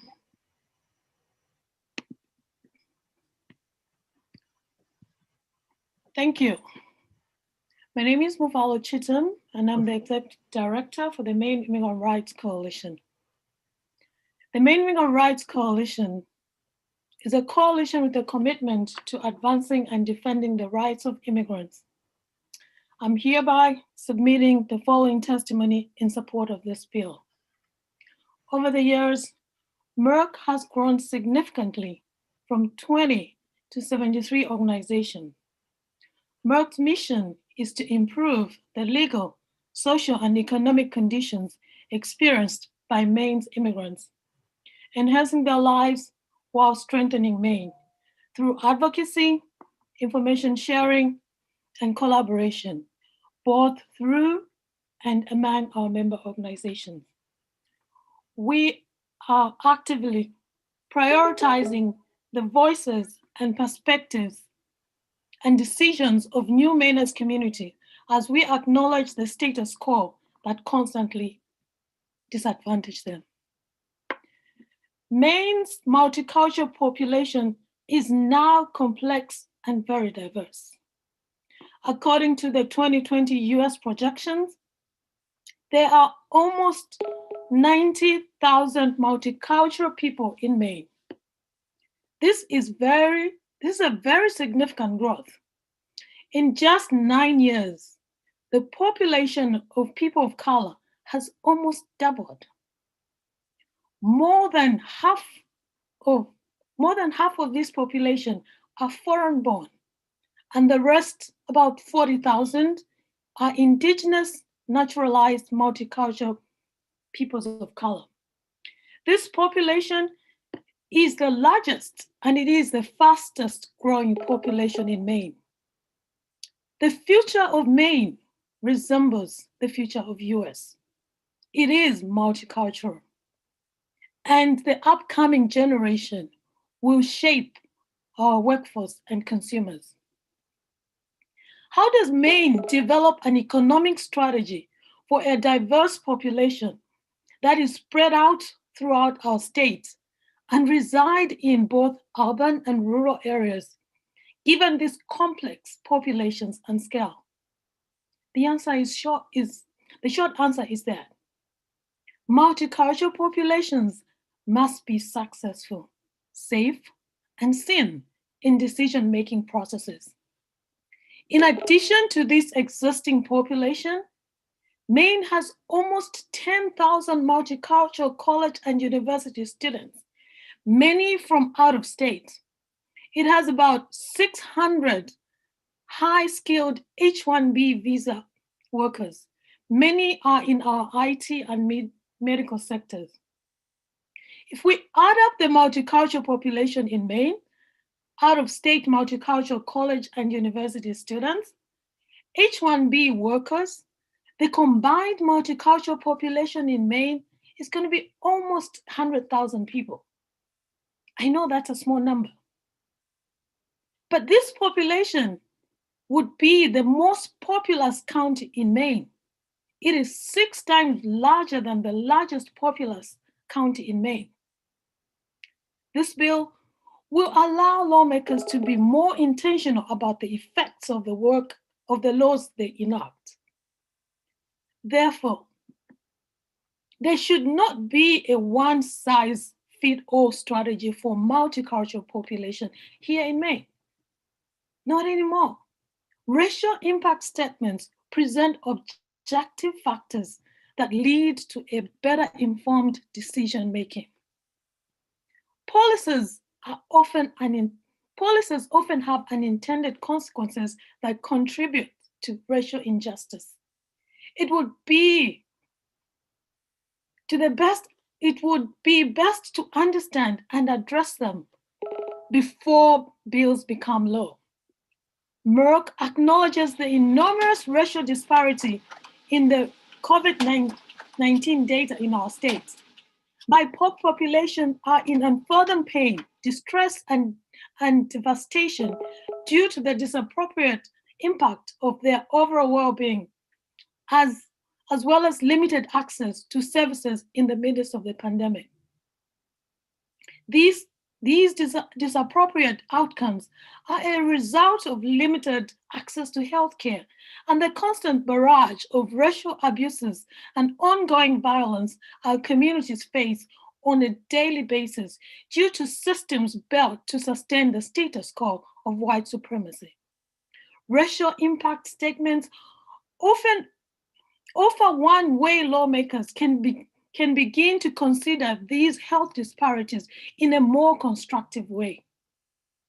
While racial impact statements will not end racism, this is an action a legislature can take now that will have a long-lasting impact. So I urge this committee to pass this bill and also to ensure that there is some form of enforcement or expectations that the findings of these racial impact statements will be considered and included in final decisions. And lastly, that any funding needed to mitigate negative impact on BIPOC population be allocated. Thank you. Thank you, Ms. Chittum, for coming before us today. Are there any questions? Thank you so much for chatting with us today. Nicole Clegg, please.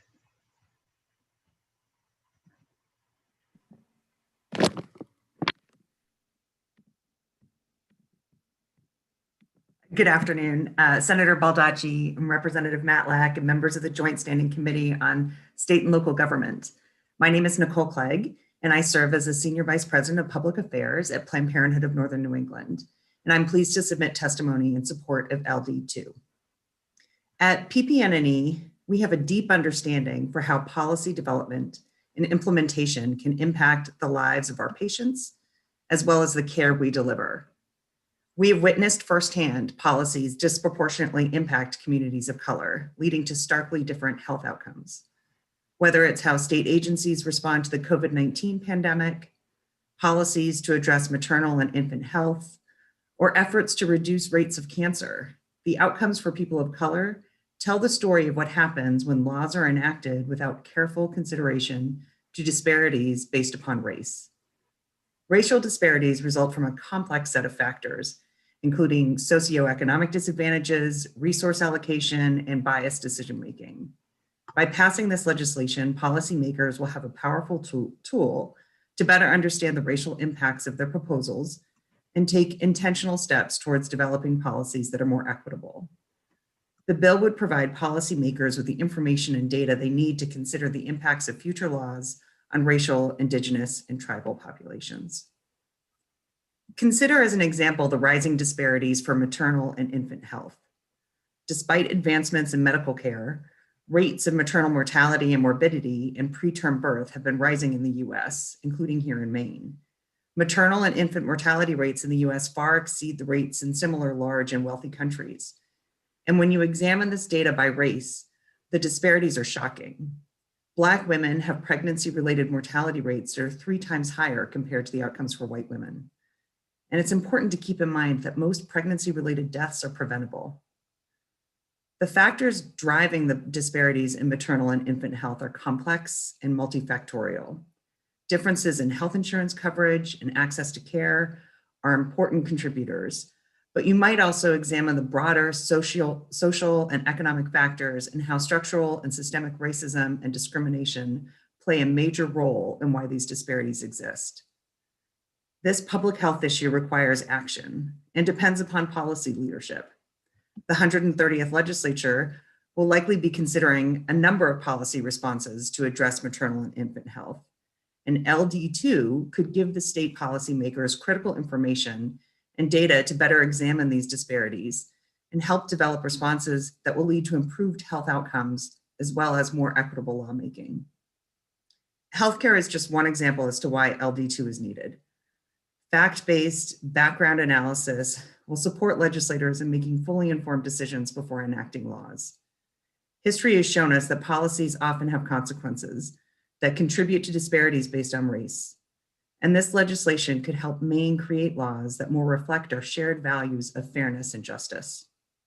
Thank you for your time. I urge you to pass LD or vote ought to pass for LD2, and I'm happy to answer any questions. Thank you, Ms. Clegg. Are there any questions this afternoon? Thank you for coming to talk to us today. Peter Lehman. Good afternoon, Senator Baldacci isn't here, Representative Matlack, and distinguished members of the committee. My name's Peter Lehman. I live in Thomaston, and I'm here on behalf of the Maine Prisoner Advocacy Coalition to testify in favor of racial impact statements. 35 years ago, we declared war on the mostly Black and brown men standing on inner city street corners selling drugs. Congressional Democrats and Republicans joined forces, calling these men traffickers, and set severe prison sentences for them. And state legislators weren't far behind.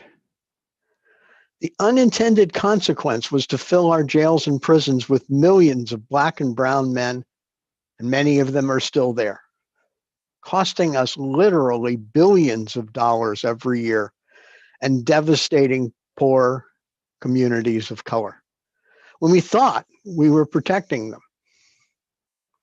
These Black and brown men stood on street corners. You always wondered that?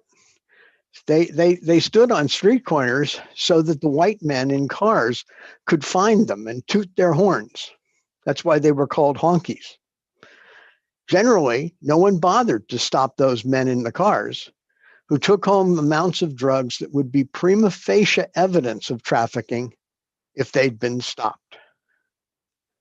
The racial impact of these laws wasn't clear to the well-meaning federal and state legislators of both major parties, who rushed to pass laws with the best of intentions.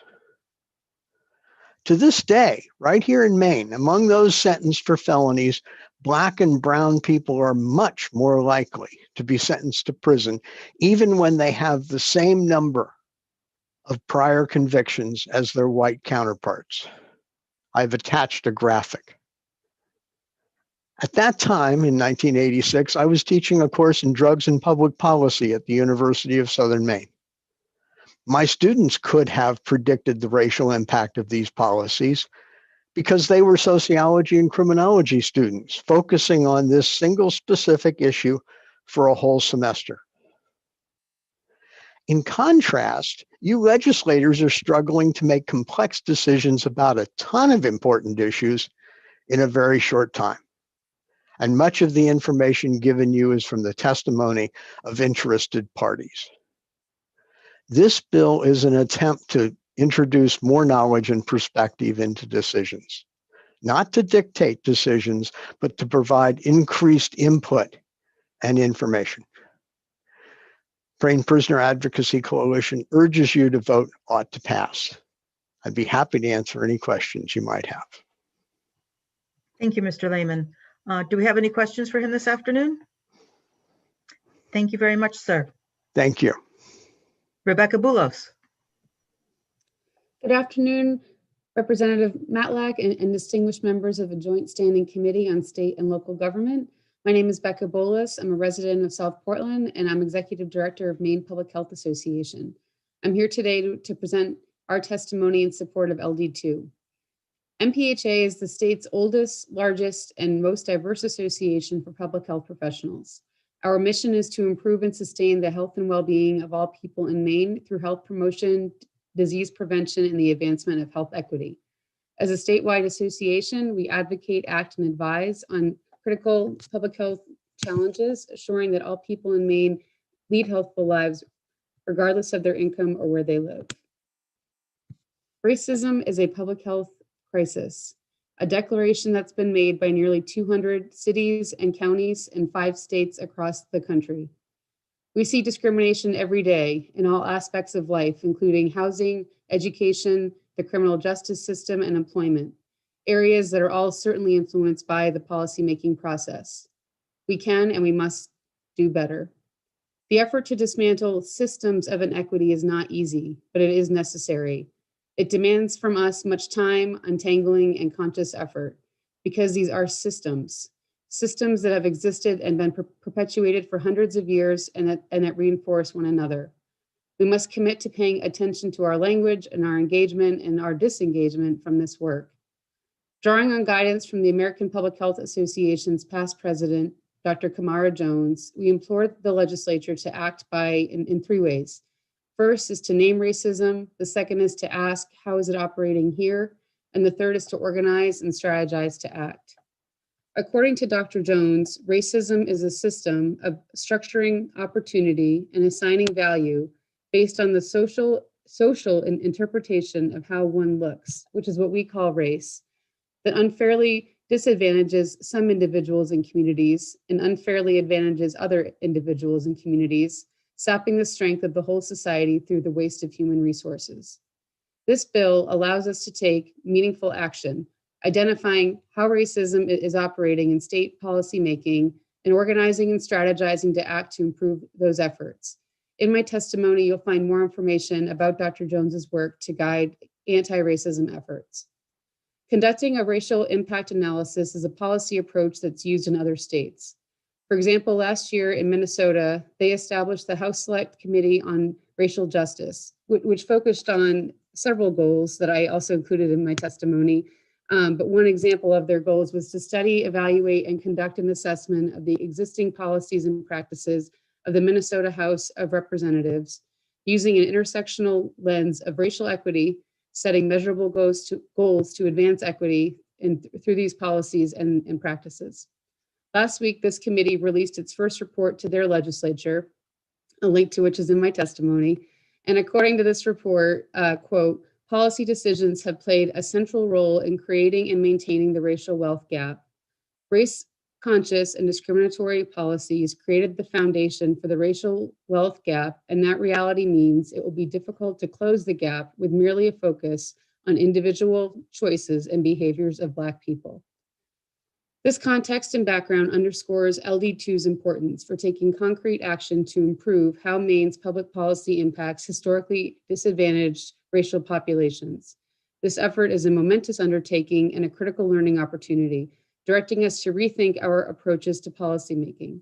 On behalf of Maine Public Health Association, I express our strong support of this bill, and in particular, we support the pilot effort to identify how we can improve our data collection, analysis, and reporting systems.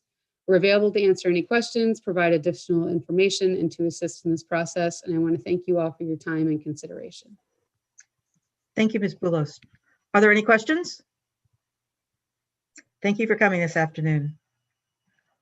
Teal Jackson.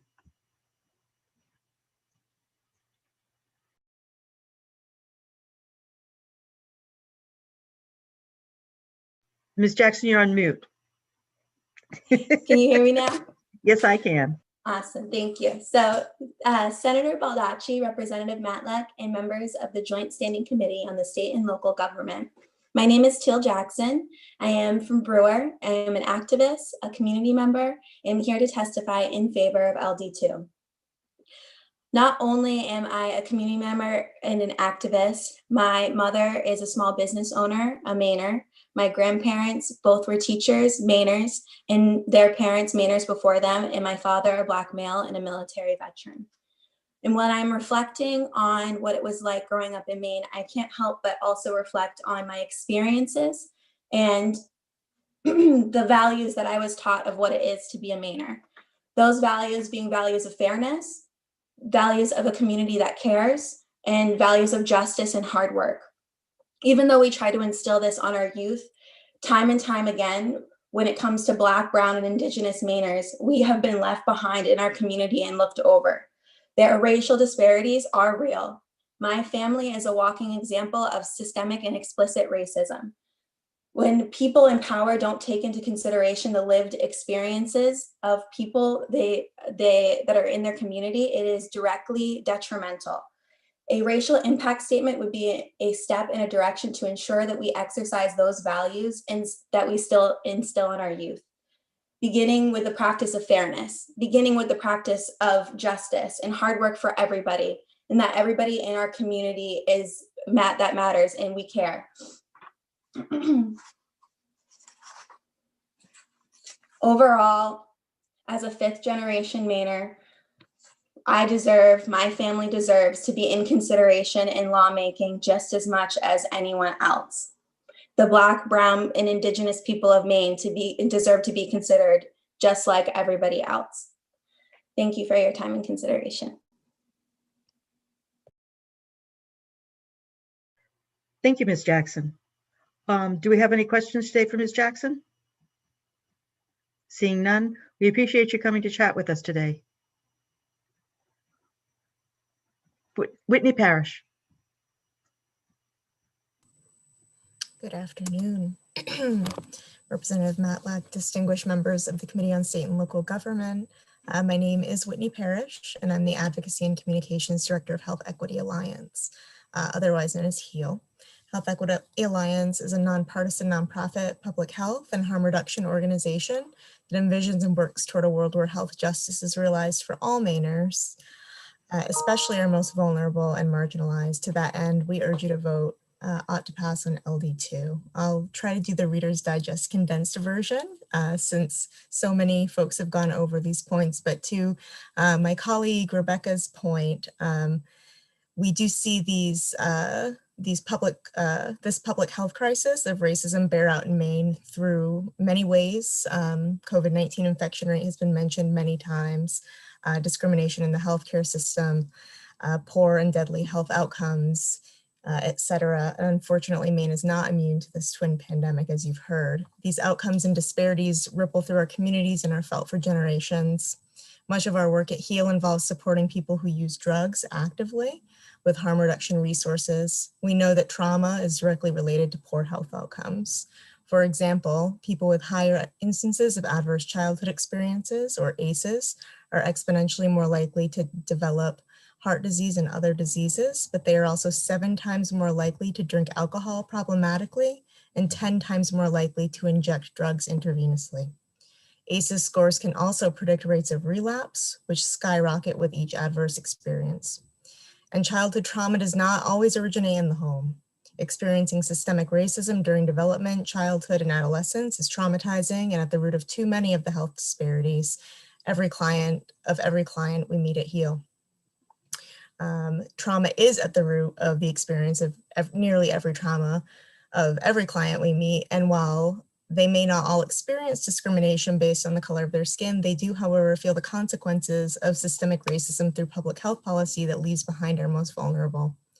Our work at Health Equity Alliance introduces us to some of our most vulnerable community members, people living with HIV, people who use drugs, people who are unhoused, and other historically and structurally disadvantaged individuals. As majority white, as I mentioned above, they do not feel the weight of disparity in the ways Black, Indigenous, and Latinx clients could and do. They do, however, feel the consequences of public health policy that left behind our most vulnerable during the AIDS epidemic, and they feel the weight of punitive drug policies, laws, and enforcement that are collectively known as the war on drugs. What would the world look like if we had done racial impact analyses in the 1980s when the drug war began? LD2 gives us a chance to not only redress harm and prevent future ones, but also improve health outcomes for all Mainers. This is one reason we believe LD2 is critical. Knowing the unintended and sometimes intended consequences of a policy proposal can stop decades of harm and poor health outcomes and disparities. It is one tool in your toolbox that will help better the lawmaking process, providing a fact-based analysis to guide your decision-making. We strongly encourage you to vote ought to pass on LD2. Thank you so much for your time and consideration. Thank you, Ms. Parrish. Any questions? We appreciate you coming to chat with us today. Take care. We have, I believe we have one final speaker this afternoon. Donald Rudalevich. Sir? We have two speakers. I saw the name, but I don't see the person on the screen. She's there, Teal Jackson. We've already spoken with Teal? Sorry. No worries. Mr. Rudalevich. Good afternoon. Thank you, Representative Matlack and honorable committee members. My name is the Reverend Donald Rudalevich, living in Cape Elizabeth, and I'm speaking on behalf of LD2, on behalf of the Anti-Racism Policy Group of Hope Gateway United Methodist Church in Portland. My understanding of the legislative process is that it is meant to be unbiased, providing benefits and obligations to all affected citizens in an even-handed manner. The problem with that understanding historically is that legislation has been enacted by white men, the representatives of the dominant caste, without regard to the needs of and effect on persons of color and other disadvantaged groups. In some measures, this has been an unconscious bias. In others, such as the implementation of Social Security and housing, as was referred to earlier, the resulting injustice was intentional and pronounced, having ramifications to this day. In Maine, Native Americans and African Americans were systematically deprived of land and of justice. The disparities have been especially evident in the criminal justice systems of the state. In Maine, a predominantly white state, legislation has been enacted without thought for, let alone representation by, persons of color. The result has been laws which are discriminatory in their effect, whatever their intent. LD2 seeks to address this bias and to raise awareness of bias by looking at the entire legislative process through an anti-racist lens. Thus, legislators, through the provisions of LD2, will have the opportunity to scrutinize a bill or a process to find out what ramifications it has for historically disadvantaged persons. What has been left out? What biases are implicit? Who benefits disproportionately? Is there any opportunity for the redress of past grievances? Are there ways to craft legislation and policies that will address the needs and concerns of those previously ignored or disregarded? How may historical injustices be addressed? As a state which is seeking to become a more equitable society, we have an obligation to become as aware as possible of the implications of our actions.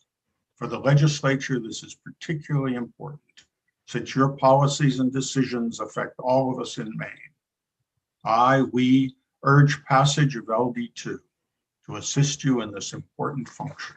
Thank you. Thank you, Reverend Rudalevich. Are there any questions? We appreciate you coming to talk with us today, sir. Thank you. That is the final person who is scheduled to speak with us today. So I'll now declare this public hearing closed. We'll take what time is it? 20, how about we take a 10-minute break, stretch our legs, and we come back and do our final bill this afternoon? Thank you.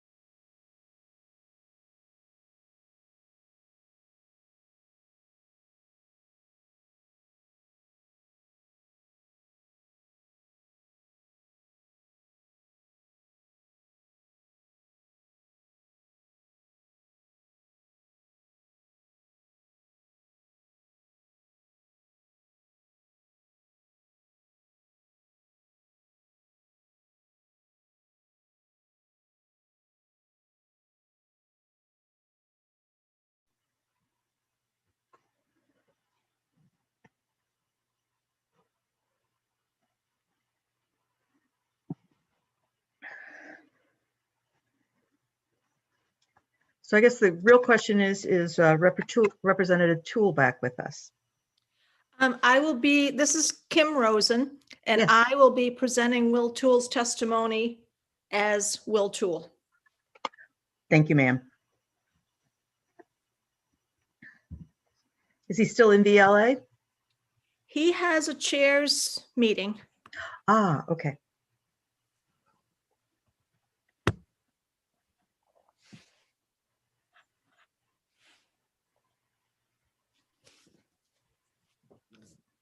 Let's see.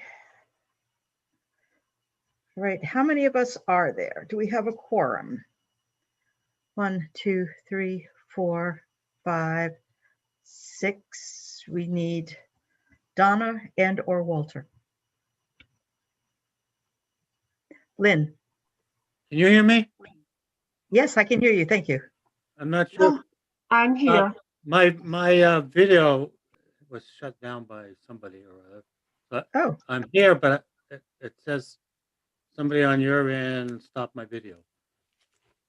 Oh, you may have been on video when we all took a break. Yeah, I turned him off so that whatever he was doing, we didn't see. Oh, I just appreciate that. sitting here playing solitaire. No, just kidding. Okay. So in the future, how do I respond to that? Shut my video off when we're going for a break, and then I can turn it back on? Yes, Okay. and then where it says stop video, you can click that and you should be able to start your video again.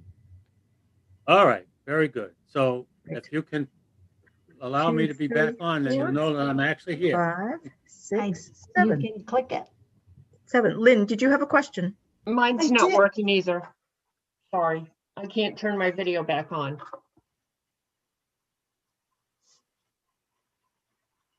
I did, okay, Representative Matlack, I wasn't sure if you need a quorum after a break. So you need a quorum to start a meeting and to vote, but I just wanted to throw that out there. Okay. Well, we have enough of us anyways, irrespective. So we'll will move check on forward. that one. Okay, thank you.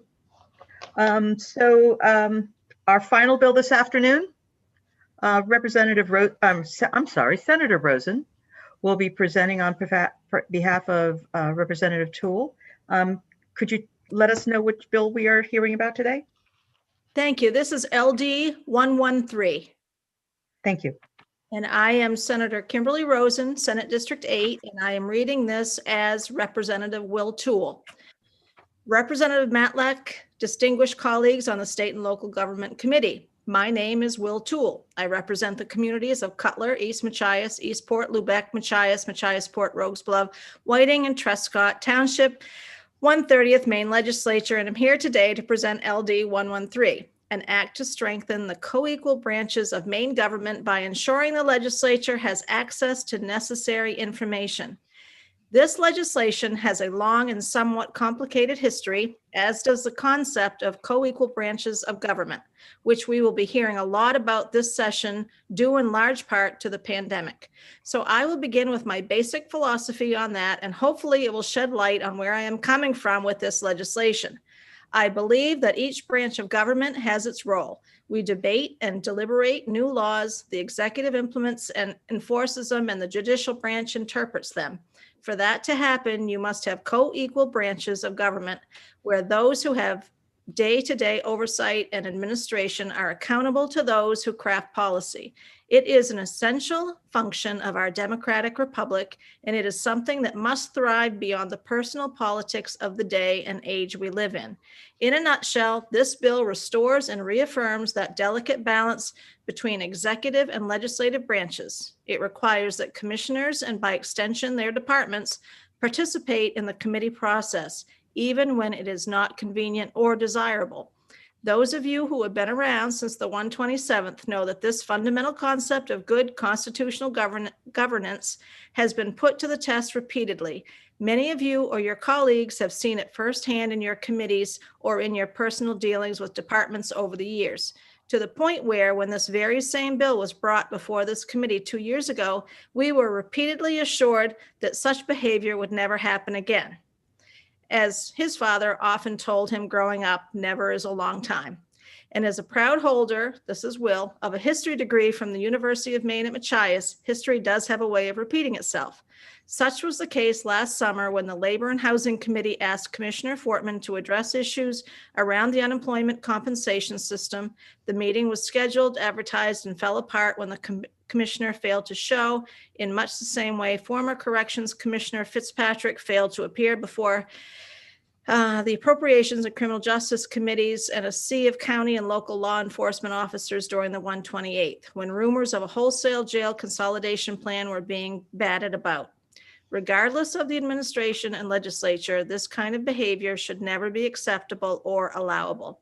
Each of us has a responsibility to see that it doesn't happen on our watch or become the norm again. The only way we can do that, the only way we can ensure the co-equal branches of government are truly co-equal, is to pass the legislation before us and say to all future administrations and legislatures that the institution holds this principle above all else. As I close, I want to say that I have great friends who work for the state of Maine who have gone above and beyond to make my service here truly productive. I want to make it clear that my own relationship with the Department of Corrections has improved greatly, that employees have gone above and beyond to provide myself and other members of the Washington County delegation with the information we need to do our jobs well.